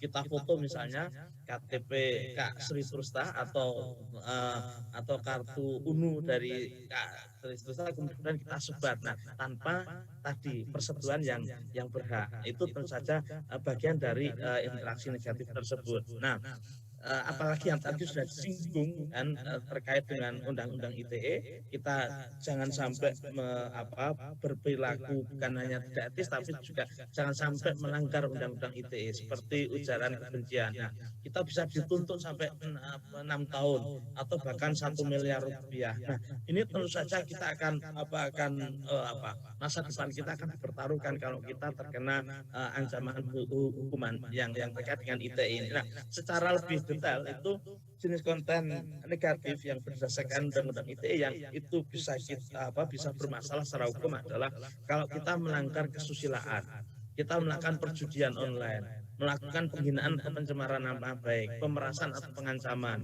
menyebarkan berita bohong yang menyesatkan, kemudian menyebarkan kebencian atau permusuhan berdasarkan sarana. Ini adalah 6 hal yang harus kita hindari, yang harus kita hindari karena kita bisa bermasalah dari sisi hukum. Nanti kalau kita misalnya entah sadar atau tidak sadar memposting sesuatu yang menghina orang, menghina kelompok atau menghina institusi misalnya. Nah, sebagai kata penutup, jadi mari kita rayakan teknologi ini, kita hormati berbagai inovasi pengetahuan, kita dukung semua bentuk kemajuan, tetapi harus kita letakkan semuanya demi mengangkat derajat manusia, demi maslahatul ammah, demi kemaslahatan umum. Jadi etika ada karena kita adalah manusia. Nah, kalau teman-teman atau sahabat-sahabat mau mendalami lebih dalam tentang modul etika etis bermedia digital, Anda bisa mengunduh secara gratis di literasidigital.id. Oke, saya kira itu saja. Mohon maaf atas segala kekurangan. Semoga bermanfaat. Terima kasih. Wallahul muwaffiq ila aqwamit thoriq. Wassalamualaikum warahmatullahi wabarakatuh. Waalaikumsalam warahmatullahi wabarakatuh. Keren sekali ya materi yang dibawakan oleh Pak Mustafik nih. Tentunya menambah kecakapan digital kita lagi nih ya teman-teman semuanya. Dan mohon izin mungkin Pak Mustafik bisa mengirimkan materinya ke kolom chatnya. Iya, nah agar teman-teman juga dapat mempelajari lagi nih, siapa tahunya lupa nih ya. Jadi semisalkan mau kumpul-kumpul keluarga nih ya Pak Mustafik, harapannya juga dapat di-share nih ya ke ayah ibu, ke saudara-saudaranya, ke rekan-rekan, teman-temannya semuanya ya Pak Mustafik. Terima kasih banyak Pak, kita akan ketemu lagi saat sesi Q&A di akhir sesi. Nah, untuk itu rekan-rekan yang berbahagia pada hari ini ya, seru sekali dan harapannya juga di sini teman-teman masih semangat ya, nggak ada yang ngantuk nih. Coba saya mau cek ombak dulu nih. Saya mau lihat siapa aja yang sudah on cam kameranya. Yang belum on cam dinyalakan dong kameranya nih ya. Nah, di sini juga sudah hadir ya para sivitas akademi dari juga Universitas Nahdlatul Ulama. Terima kasih banyak Bapak-bapak atas kehadirannya pada siang hari ini. Di sini juga sudah hadir siapa di sini? Ada Kak, siapa yang saya mau bacakan namanya di sini yang sudah hadir? Ada Pak Abdul, terima kasih Pak Abdul. Ada Pak Satria juga sudah hadir, terima kasih Bapak. Dan juga di sini ada Kak Kartar ya, terima kasih banyak Kak Kartar udah nyalakan nih kameranya ya. Di sini ada siapa lagi yang mau on cam, boleh dong dibuka kameranya nih ya, agar saya dan juga para narasumber dapat melihat nih antusiasme dari teman-teman Universitas Nahdlatul Ulama Surabaya. Nah, untuk itu juga saya ingin mengingatkan kepada teman-teman semuanya bahwasanya jangan lupa untuk mengisi link absensinya hingga rekan-rekan semuanya dapat mengunduh e-sertifikatnya. Nah, untuk mengisi link absensinya ketika teman-teman sudah masuk di kolom websitenya, ketika ada minta token jangan diisi dulu itu, tapi pilih klik di sini ya. Nantinya akan setelah mengisi data teman-teman akan dapat tokennya ya teman-teman semuanya. Jadi ketika ada kendala untuk mengisi link absensinya, langsung saja dituliskan di kolom komentarnya. Nanti saya akan bantu dan juga dibantu oleh tim panitia dari Pandu Digital. Ya, di sini ya, baik, ada dari Kak Sofa ya. Maaf saya kan download sertifikatnya, terus muncul cuma tulisan sertifikat sama tulisan Oke, baik, untuk teman-teman semuanya mungkin bisa diisi lagi sesuai rulesnya, diikuti semua langkah-langkahnya ya, biar dapat mengisinya dengan benar. Kalau untuk Kak Sofa bisa diisi kembali Kak untuk link absensinya. Nah, untuk itu juga saya mau cek dulu nih siapa yang sudah dapat sertifikatnya. Boleh ditulis di kolom komentarnya, saya sudah dapat Kak. Mana nih teman-teman semuanya yang sudah dapat sertifikatnya? Apakah masih ada di sini? Oke, apakah sudah ada di sini? Belum ada yang komen di kolom komentarnya, masih ada di tempat nggak nih ya orangnya? Nah, di sini alhamdulillah sudah dapat dari Kak Rudi, ada Kak Koirul juga. Oke, oh ternyata ada ya. Mantap, kirain pada tidur nih ya Pak. Saya laporin nih ke dosennya ya kalau pada tidur. Baik, nah udah pada dapat nih. Siapa lagi? Di sini ada 400 partisipan, tapi ini kayaknya belum ada 20 orang nih yang dapat ya. Oke, mungkin untuk teman-teman semuanya yang ingin materi dari narasumbernya bisa di-download di link kolom komentarnya sudah dibagikan oleh Pak Mustafik agar bisa dipelajari lagi ya teman-teman semuanya. Dan untuk itu saya ingin ngecek dulu apakah narasumber kita yang ketiga sudah hadir, Ibu Rizky Ayu Febriana selaku digital trainer. Wah, sudah hadir bersama kita di sini ya. Saya undang terlebih dahulu. Halo Kak Rizky. Halo Kak Rizky, kalau saya aman? Aman Kak Rizky, gimana nih Kak Rizky kabarnya? Sehat? Alhamdulillah sehat Kak Rizky. Kak Rizky sendiri gimana kabarnya hari ini? Alhamdulillah sehat Kak Rizky. Baik Kak Rizky, saya rasa teman-teman juga sudah menunggu nih ya. Cocok sekali materi kita terkait juga dengan uh, rules digital dan juga apalagi Kak Rizky baunya pilar digital safety nih pas banget. Baik, untuk Kak Rizky waktu dan layar saya persilahkan. Baik, terima kasih Kak Esti dan izin saya sustain ya teman-teman bisa melihat. Baik, nah oke, sebelumnya saya izin sapa-sapa dahulu ya teman-teman semuanya. Assalamualaikum warahmatullahi wabarakatuh. Salam swastiastu, namo buddhaya, salam kebajikan dan salam sehat untuk kita semuanya. Mohon maaf ya teman-teman kalau misal ada suara-suara berisik karena kebetulan saya lagi ada meeting di luar nih, jadi saya usahakan saya tetap memberikan yang terbaik dan suara saya aman dan juga sinyalnya aman ya. Nanti tolong bantu diingatkan misal kalau ada suara atau sinyal saya. Nah, teman-teman semuanya, senang sekali di siang hari ini saya kesempatan untuk membawakan materi kepada teman-teman semuanya. Dan saya kebagian di bagian terakhir nih ya, kita di prosesi. Jadi sekiranya saya melengkapi saja nih ya dari dua pembicara sebelumnya. Tentunya saya ingin menyapa terlebih dahulu ya pembicara kita sebelumnya ada Bapak Sipusta Sukaridoto. Bapak selamat siang dan salam kenal Bapak. Senang sekali kita bergabung di sini. Kemudian Bapak Mustafid, selamat datang dan juga ketemu lagi Pak Mustafid ya.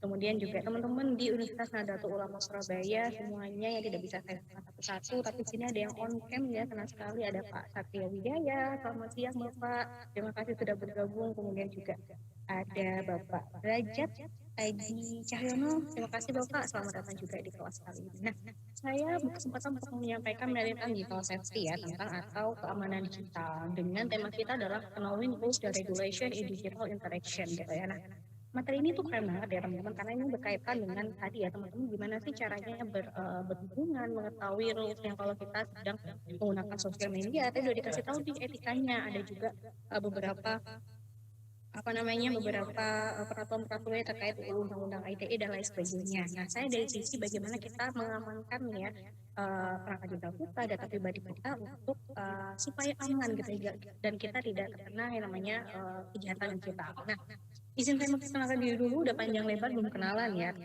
Nama saya Rizky Febriana, biasa dipanggil Rizky.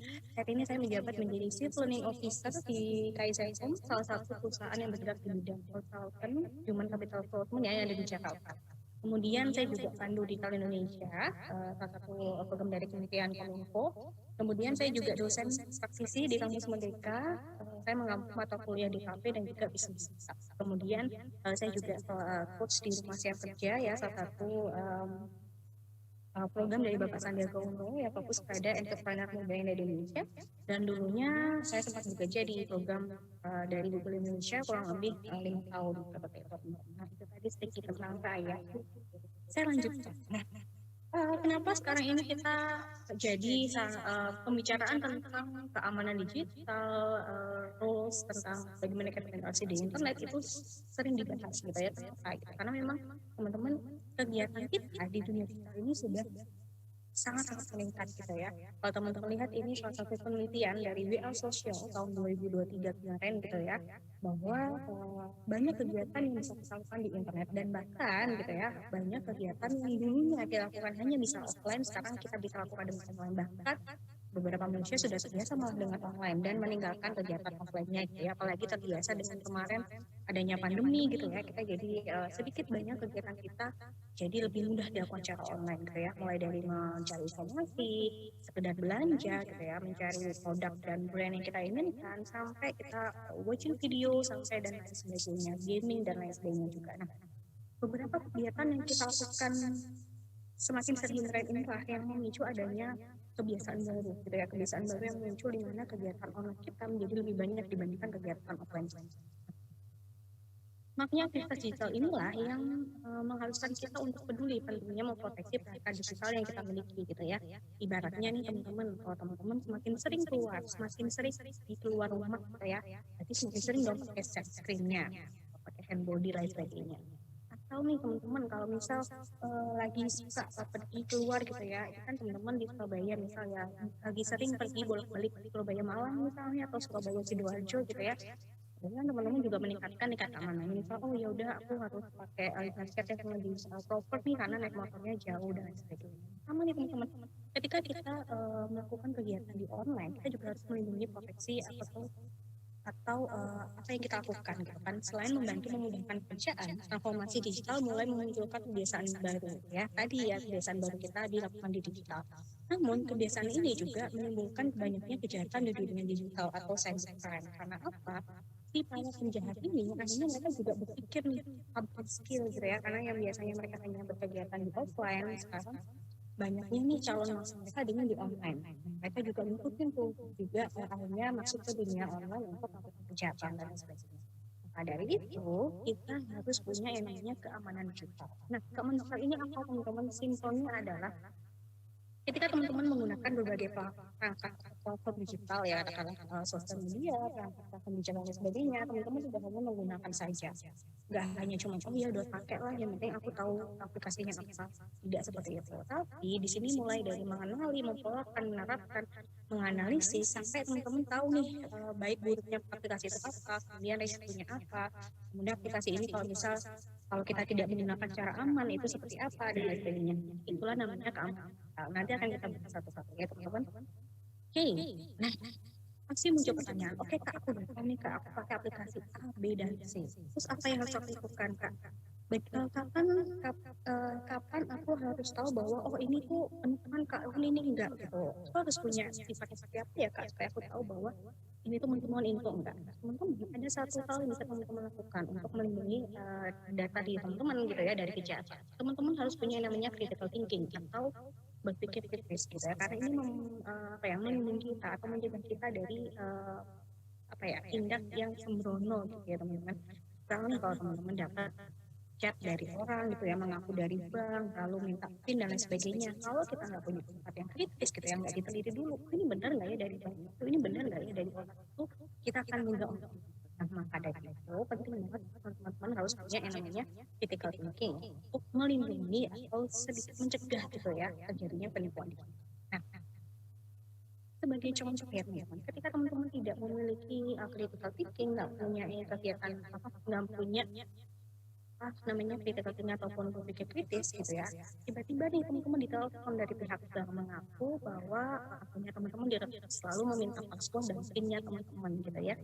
Nah, karena teman-teman dirasa udah bingung, oh beneran nih bang aku harus menyelamatkan uang aku misalnya ya, saya teman-teman langsung ngasih emailnya, ngasih PIN ATM-nya dan lain sebagainya.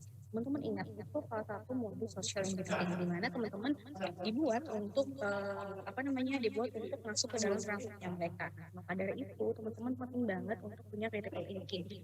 Coba deh pikir itu benar nggak ya dari bank aku, benar nggak ya aku rekening aku nggak bisa dihubungi, apa rekening aku bisa diakses dan sebagainya. Ada baiknya teman-teman bisa berpikir kritis dulu lalu bisa menghubungi pihak tertentu untuk memastikan kejadian tersebut gitu ya teman-teman, biar makin paham lagi gitu ya.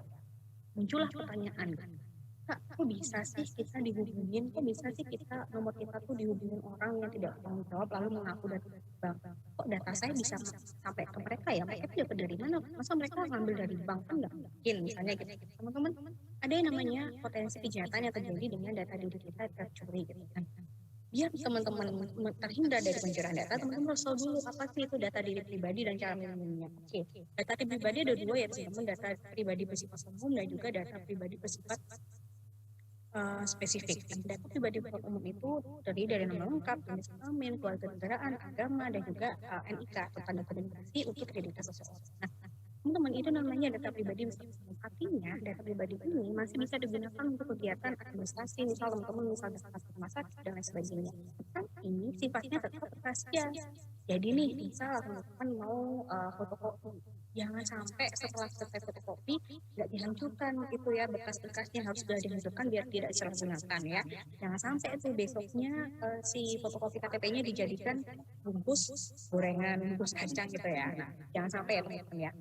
Kalau misal kalau teman-teman ternyata KTP-nya digunakan sebagai soal gitu ya, mau pendaftaran apa gitu ya, jangan lupa untuk KTP-nya diberikan watermark ya, dikasih tuh keterangan ini untuk kegiatan apa, supaya kalau nantinya terjadi kebocoran data teman-teman bisa nge-track, wah kok KTP saya bisa bocor nih, ada tulisannya, oh ternyata dari kegiatan ini. Nah kita bisa usut tuh, kok bisa data diri saya bocor nih dari kegiatan ini, kayak gitu ya teman-teman. Kemudian yang kedua adalah data pribadi bersifat spesifik ya, ini tuh detail banget dengan hubungannya dengan kita gitu ya, mulai dari sidik jari di mata, data genetika, catatan kesehatan, catatan wajah. Ini tuh sangat krusial teman-teman, jadi artinya nggak boleh sampai bocor karena bisa terjadi hal-hal yang tadi diinginkan. Nah, hal-hal itu apa aja teman-teman? Contohnya di sebelah kanan ya, yaitu potensi kejahatan dengan data pribadi ya. Banyak potensi kejahatan bisa terjadi kalau data pribadi kita sampai bocor. Nah, yang pertama adalah data pencurian data, yaitu jual beli data. Nah, ini kejahatan yang paling simpel sih teman-teman, dan pasti sedikit banyak udah terjadi dengan kita nih ya. Misal nih kayak tadi teman-teman, aku pernah nih mbak dapat WA atau SMS dari seseorang, kok bisa ya mbak dia tahu nomor aku, padahal aku nggak nyimpen nomor dia, aku nggak tahu dia siapa. Nah, bisa jadi data diri teman-teman sudah diperjualbelikan dari mulai nama dan nomor telepon aja gitu ya. Dan ini bisa terjadi dengan berbagai modus gitu ya teman-teman. Kalau dulu saya sempat baca gitu ya, modus yang terjadi adalah ada pengepul khusus yang membeli nomor-nomor tersebut secara ilegal di konter HP. Misalnya kan dulu kalau kita beli pulsa itu kan masih nulis ya di kertas di konter, mungkin sampai sekarang masih ada beberapa. Tapi hal itulah yang dulu gitu ya dinilai sebagai penyebabnya. Atau dari grup gitu ya, saya nggak bilang grup-grup yang sekarang berarti merugikan ya, tapi ada kan pasti satu dua pihak yang memanfaatkan itu untuk nomornya disesin terus entah sama dia di blast untuk marketing ilegal dan lain sebagainya.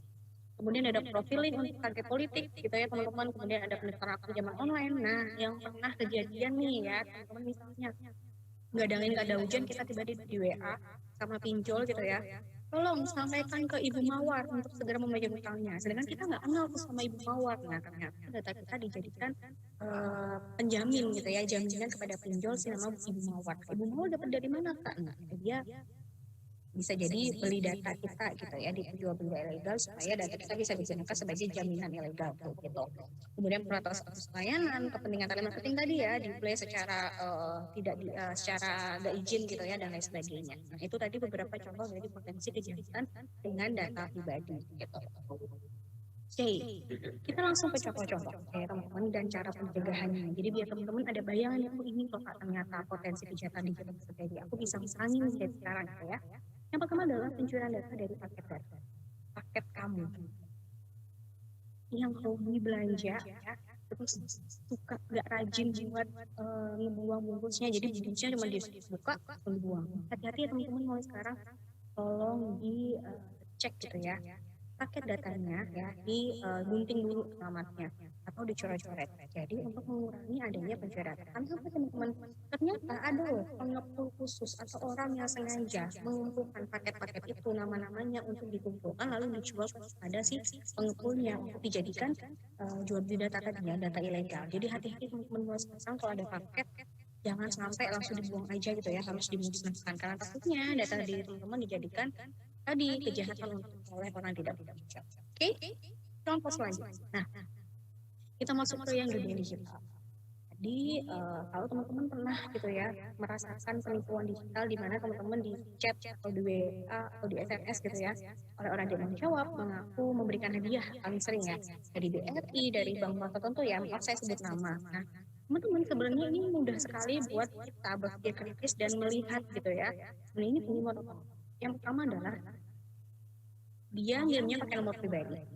Teman-teman, bank besar seperti mereka tidak mungkin mengirimkan kita dengan nomor pribadi mereka, kecuali teman-teman ada janjian dengan salah satu servisnya atau dengan orang banknya gitu ya, memang ada urusan penting di luar dari itu, mungkin bisa jadi ya, saya kurang tahu, tapi setahu saya juga itu kurang sopan. Jadi menurut saya kalau tiba-tiba BRI ngasih chat gitu ya, ngasih hadiah cuma-cuma dengan nomor telepon seperti itu, nah teman-teman harus hati-hati, itu pasti penipuan. Apalagi itu kan disuruh untuk ngeklik website yang nggak tahu itu dari mana dan masuknya juga gratis gitu ya, pakai blogspot. Nah, saya tidak bilang di sini bahwa website yang blogspot itu artinya berbahaya di semua penipuan, enggak, tapi sekelas Bank BRI masa sih mereka ngasih websitenya gratisan gitu ya, karena hati-hati deh.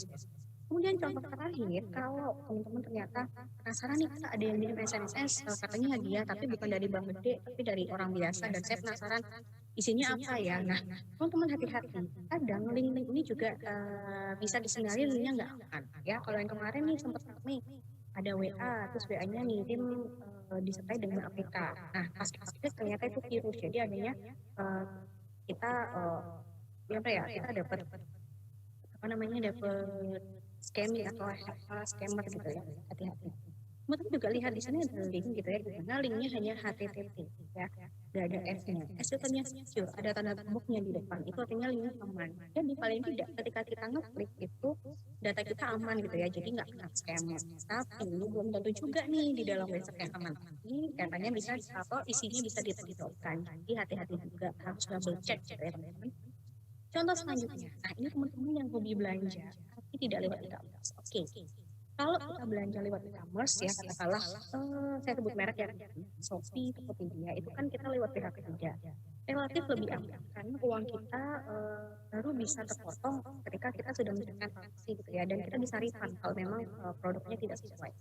Nah, kalau kita menggunakan tidak menggunakan pihak ketiga, artinya kita langsung transaksi dengan si penjual, misal kita langsung kirim uangnya ke rekening mereka gitu ya, karena kita lewat sosial media atau lewat WA gitu. Nah, hati-hati teman-teman, kalau nggak yakin gitu ya, takutnya aku udah kirim itu ternyata barangnya nggak dikirim, apa habis itu aku diblok. Nah, teman-teman silakan bisa untuk cek rekening mereka di cekrekening.id untuk memastikan bahwa rekeningnya itu aman gitu ya, bukan rekening penipuan. Jadi teman-teman bisa antisipasi kalau ternyata nilainya di sini good gitu ya, atau belum pernah dilaporkan seperti itu.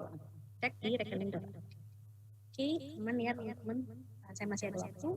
Baik, saya teruskan sedikit lagi. Nah, ini khususnya buat teman-teman mahasiswa di sini gitu ya, yang misal aktif di email gitu ya, dan teman-teman mungkin sekarang udah mulai intensif atau udah mulai cari-cari gitu ya, hati-hati teman-teman, ada juga dan banyak juga perekrutan bodong gitu ya di email, apalagi kadang mereka ngirim tautan yang tautannya nggak jelas dan malah isinya penipu. Hati-hati teman-teman ya, kalau ada email-email seperti ini, apalagi di alamat emailnya teman-teman curiga kok ini kayaknya bukan dari Siloam ya, contohnya kan ya. Nah, teman-teman kalau nggak yakin, silakan cek di email checkers.net. Itu bisa ngecek bahwa email ini email terpercaya atau enggak nih. Nah, nanti teman-teman bisa lihat, oh ternyata ini emailnya bad gitu ya hasilnya, atau pernah dilaporkan dan sebagainya. Jadi untuk langkah preventif gitu ya. Oke, terakhir ini yang cukup penting juga buat teman-teman mahasiswa di Surabaya ya, yang pasti aktif banget dengan sosial media. Teman-teman, sosial media juga salah satu sarang terjadinya penipuan digital ataupun tempat terjadinya kejahatan digital. Harus hati-hati juga. Oke, ini saya mau bahas adalah salah satu apa ya, kegiatan atau fenomena di mana kita tuh oversharing ya. Teman-teman tuh ya, oversharing adalah terlalu banyak share gitu ya, hal-hal yang tidak perlu sebenarnya di share di sosial media. Ya, katakanlah aku bangun tidur harus share orang gitu ya. Kemarin aku habis beli baju baru, harus semua orang tahu. Oke, dikembalikan lagi ke pribadinya. Apakah semua hal itu perlu kita share? Takutnya, ternyata di dalam postingan-postingan kita itu yang kita share ternyata mengandung data-data pribadi kita yang malah menjadi bumerang nantinya, atau dijadikan tadi sumber kejahatan gitu ya. Misal nih, terlalu nge-share kehidupan pribadi kita, akhirnya terlihat tuh kita rumahnya di mana, alamatnya di mana, jadi sama orang tahu nih ternyata mbak ini alamatnya di sini dan sebagainya. Contohnya itu, atau ini yang paling baru ya, ini contoh oversharing ya teman-teman. Kemarin teman-teman tahu kan, cosplay kan mau konser nih, kita kan mau tiket dan sebagainya, dan banyak yang nggak dapat. Tapi ternyata banyak calo juga yang dapat konser, dapat tiketnya lalu dijual secara apa ya, mahal gitu loh ya, di e-commerce juga di situs-situs tertentu. Nah, masalahnya bukan di penipuan calo tiketnya, kemarin juga ada kan ya penipuan calo tiketnya dan sudah tertusuk dan lain sebagainya. Nah, yang jadi fokusnya adalah bahaya oversharing dari tren tersebut. Jadi, teman-teman masih tahu ya, ada yang namanya PayLater ya, ada berbagai fintech finance teknologi yang menawarkan pinjaman ya, dengan bunga yang sedikit dan hanya melalui online. Nah, ini dijadikan tren. Jadi karena tiket GoPay-nya mahal banget gitu ya, ada beberapa netizen yang bikin lucu-lucuan sebenarnya niatnya ya, kayak bikin gak apa-apa deh tiket GoPay mahal, yang penting kamu masih punya KTP untuk mengajukan pinjaman online ya kan. Jadi caption itu kayak di saat dompet sudah menipis, yang tersisanya KTP masih bisa lah pinjam untuk GoPay, masih bisa lah untuk bla bla bla gitu. Nah, bahayanya di sini teman-teman, ketika kita ngikutin tren dan nggak tahu ternyata tren itu bahaya untuk kita, gimana kita ikut-ikutan nih bikin video tentang tren tadi ya bisa minjem pakai KTP. Di capture lah sama orang yang tidak bercocok. Contohnya ini kan, saya lagi capture ini buat contoh aja ya teman-teman. Di situ saya bisa melihat KTP-nya dia, namanya, nomor gak ada nomor nama, tanggal lahir, alamat, NIK-nya. Nah, ini sudah bisa saya jadikan modal untuk kejahatan digital ya, misal saya jadikan pinjaman online dan lain sebagainya. Makanya teman-teman hati-hati kalau ikut tren ya, jangan teman-teman langsung ikut aja, dilihat dulu ini bahaya nggak ya, ada unsur saya nanti bisa jadi salah satu korban nggak ya, dan lain sebagainya. Jadi hati-hati teman-teman kalau ada tren-tren yang malah menjurus ke oversharing.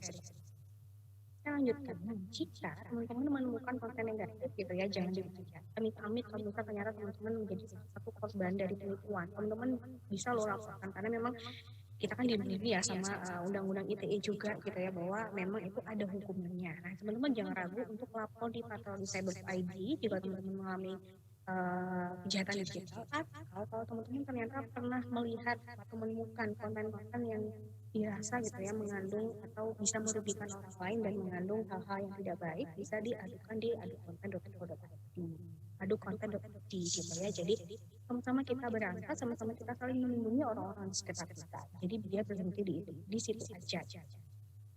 Terus yang kedua, salah satu langkah preventif juga bisa teman-teman lakukan, misalnya nih ternyata ternyata aku pernah nih dapat email spam gitu ya dari orang gitu. Nah, wah berarti bisa jadi email aku udah bocor nih Kak dan sebagainya. Kalau teman-teman nggak yakin emailnya udah bocor atau belum, silakan cek di periksadata.com, dimasukkan alamat emailnya, nanti kelihatan nih bahwa ternyata nilainya teman-teman pernah ke ini nggak ya, emailnya pernah ke hack nggak ya gitu ya.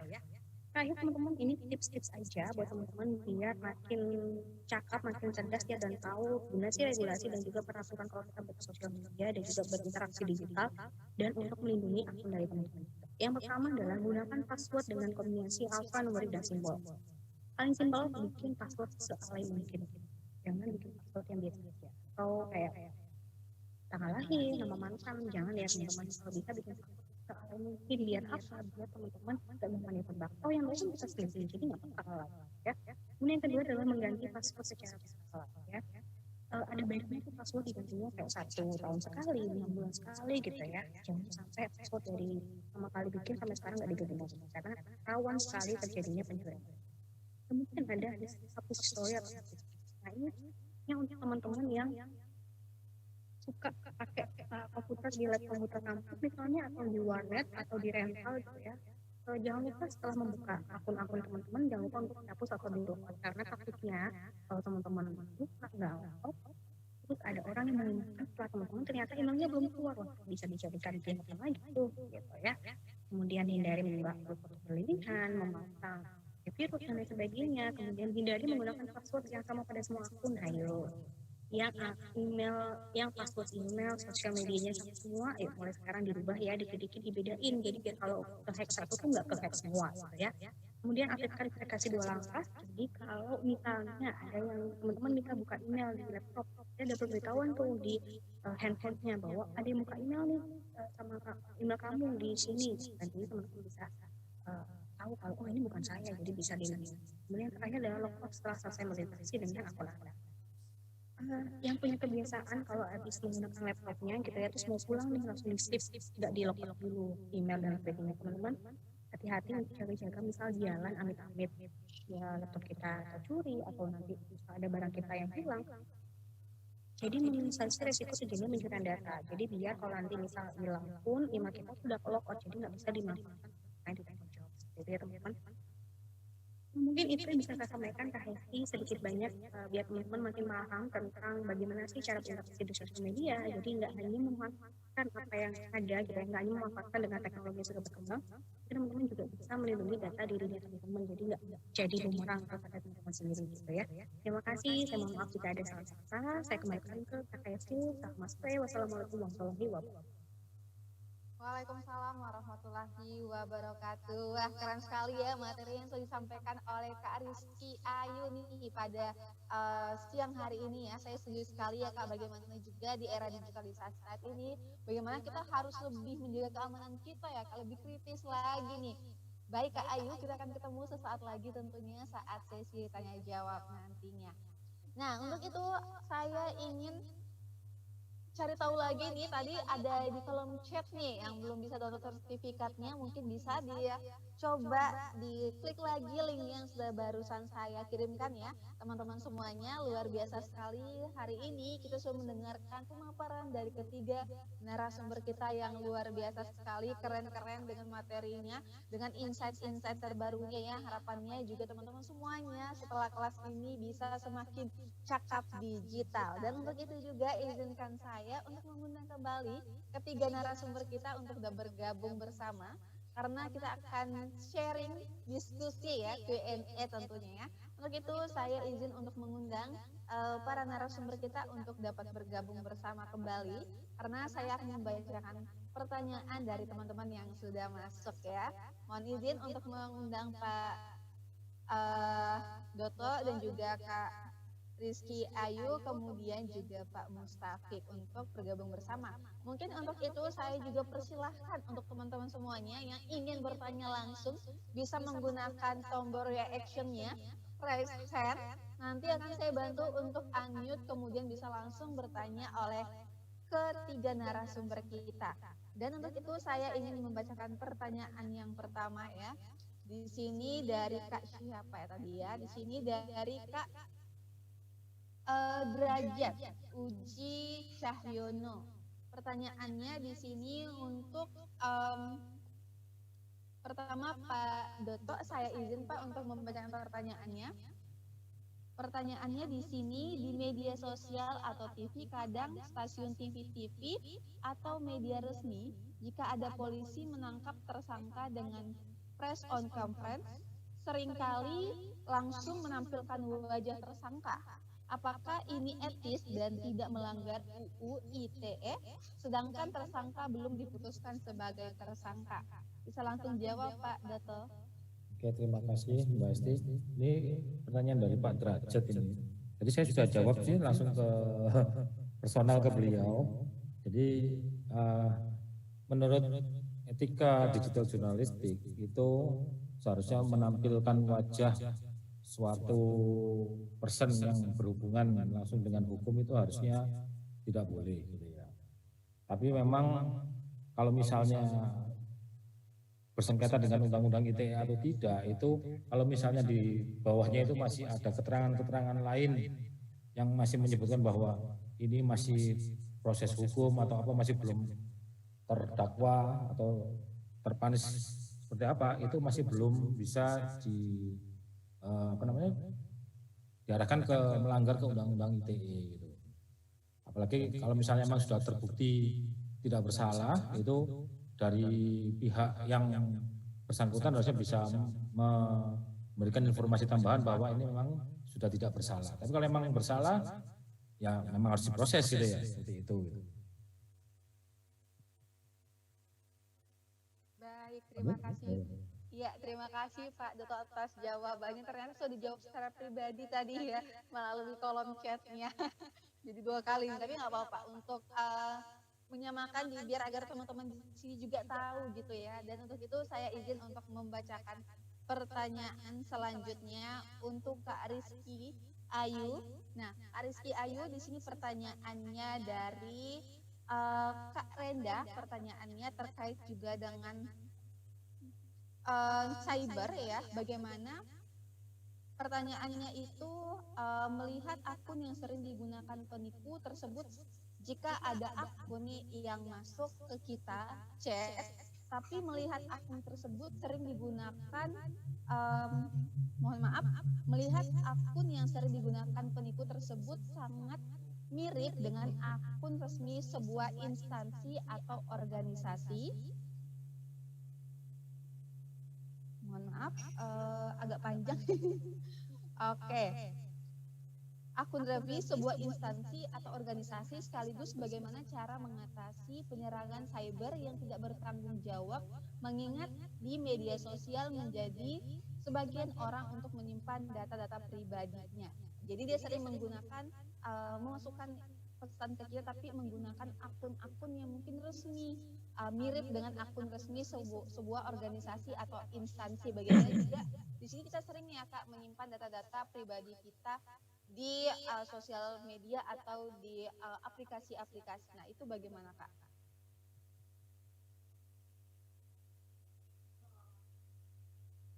Bisa langsung jawab, Kak Rizky.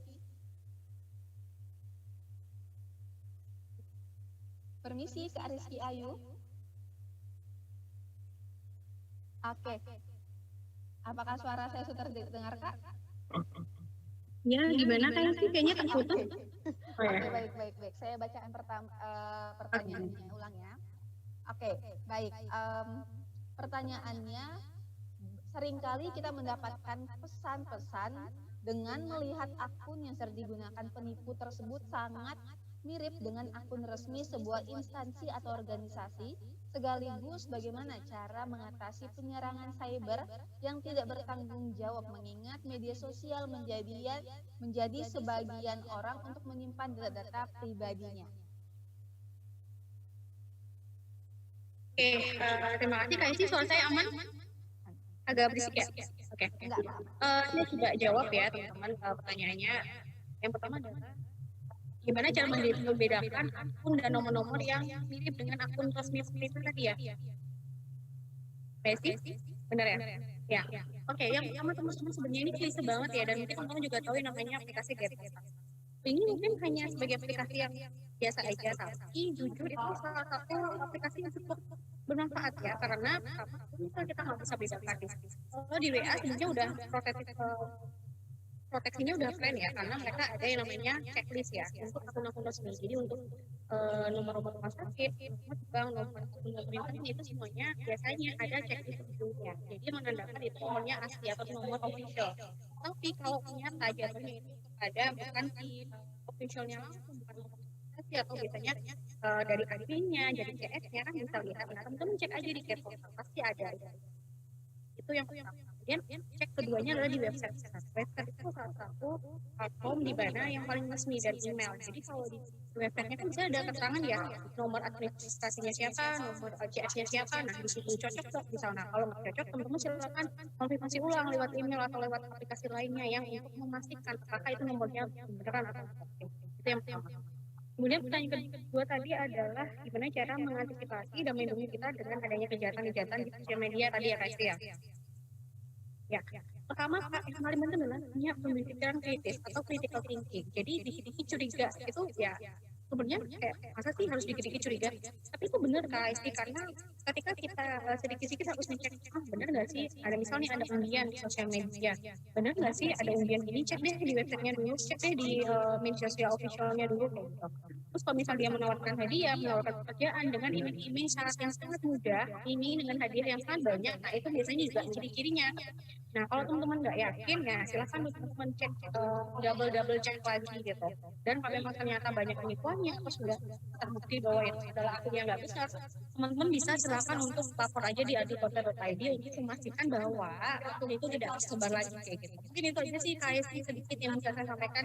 Kan memang harus teman-teman harus double cek, itu yang harus kritis aja gitu. Itu yang paling penting karena saya pun pernah gitu ya menjadi korban scammer gitu. Nggak sampai jadi korban, tapi saya sengaja memang ketika ada scammer datang, saya coba untuk menggali informasi sebenarnya mereka maunya apa gitu untuk diberikan contoh. Makanya ketika kita bisa berpikir kritis, ketika kita bisa buktikan dan mencari referensi lain gitu ya, diskusi juga dengan orang lain, nah itu salah satu langkah pencegahan yang bisa kita lakukan seperti itu. Terima kasih Kak Esti.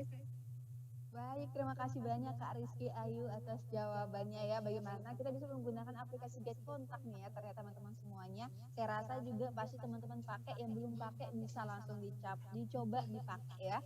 Gitu. Baik, terima kasih banyak sekali lagi. Kemudian satu pertanyaan lagi nih ya, bisa dijawab dengan singkat Pak Mustafik. Di sini dari Kak Wildan, pertanyaannya, dari ujaran kebencian di media sosial tadi, apakah ada jalur keluar bagi seseorang pribadi untuk mengubah dirinya menjadi tidak mengujar kebencian di media sosial, melihat ujaran kebencian tersebut bukan dari kesalahan diri media sosial, melainkan kesalahan dari setiap individu? Bisa langsung dijawab Pak Mustafi. Ya, mohon maaf Pak, belum di-unmute. Maaf, terima kasih atas pertanyaannya. Salah satu karakter dari media sosial itu yaitu abadan abada. Jadi begitu kita posting gitu, kalau kemudian sudah di screenshot oleh orang lain atau di atau share gitu atau di forward oleh orang lain, ya sudah kita nggak bisa men-take down atau menghapusnya. Jadi sesuatu yang bisa kita hapus kalau itu belum di screenshot, belum di share ke orang lain, kita bisa menghapus itu. Misalnya kita posting di WhatsApp atau di Facebook misalnya, tapi begitu itu sudah beredar ya sudah, kita nggak mungkin untuk melakukan revisi terhadap hal tersebut. Mungkin kita hanya bisa melakukan klarifikasi dan lain-lain. Makanya perlu yang namanya jeda reflektif tadi, 10 detik atau 15 detik kan, kita pikirkan bersama, kita pikirkan baik-baik apakah ini layak untuk posting atau tidak. Kalau layak, oke, posting, kalau atau di forward misalnya, kalau tidak ya tidak perlu, karena jejak digital itu memang kejam ya, dan bisa menjadi semacam dipakai sebagai instrumen untuk karakter assassination bagi terutama generasi muda. Kalau misalnya sekarang itu kita banyak posting sesuatu yang melanggar undang-undang, bisa jadi sekarang tidak ada yang mempermasalahkan, yang tidak memproblematisasi. Tapi kalau misalnya 5 tahun lagi, 10 tahun lagi kita jadi tokoh misalnya, kemudian ada banyak yang tidak suka ke kita, nah itu bisa dipublish lagi, diposting lagi. Oh ternyata kita punya jejak digital semacam ini. Jadi etika digital itu memungkinkan kita untuk memiliki jejak digital yang etis dan nyaman bagi kita semuanya. Oke, terima kasih Kak Hesti. Baik, terima kasih banyak Pak Mustafik, dan sekali lagi saya ucapkan terima kasih banyak kepada ketiga narasumber kita atas waktunya untuk sesi Q&A ini. Dan untuk itu kita akan bertemu sesaat lagi saat sesi dokumentasi. Dan untuk itu juga saya ingin mengingatkan kepada teman-teman semuanya, sekali lagi jangan lupa untuk mengisi link absensinya ya. Dan untuk itu juga yang sudah mengisi atau belum bisa mendownload sertifikatnya, bisa dicoba lagi, dibuka lagi linknya ya teman-teman semuanya, diikuti rulesnya dengan benar. Dan untuk itu juga ya, kita sudah masuk di penghujung sesi kita ini. Harapannya teman-teman semuanya dapat membawa pulang ilmu-ilmu yang bermanfaat dan bisa diimplementasikan ke rekan-rekannya. Bagaimana juga ini dunia digital ya teman-teman semuanya, sudah ada undang-undang ITE-nya yang harus kita taati, dan juga bagaimana berbudaya kita di media digital, etika kita, bahkan juga bagaimana keamanan kita di dunia digital, karena semuanya tidak ada yang 100% aman ya. Dan untuk itu juga saya ingin mengundang kembali ya semuanya untuk dapat membuka kameranya ya. Kita rasanya nggak seru nih ya kalau nggak ada sesi foto bersama nih. Ayo kita sesi foto bersama dulu nih ya, sebelum kita tutup acara webinar kita yang luar biasa ini. Nah, di sini sudah hadir Kak Ika, ada Kak Irsyad juga ya, sudah hadir Kak Nur. Ayo siapa lagi yang mau dibuka kameranya? Boleh dibuka dulu kameranya teman-teman semuanya. Saya tunggu ini ya, siapa lagi nih yang belum? Kak Rizky belum, oke. Oke, untuk mempersingkat waktu ya teman-teman semuanya, mari kita gaya pertama kita, salam literasi digital. Oke, sudah siap semuanya salam literasi? Ayo kita gaya bersama Pak Mustafik. Salam literasi Pak. Oke. Oh oke, pada on cam semuanya nih. Oke, salam literasi 1, 2, 3, cheers.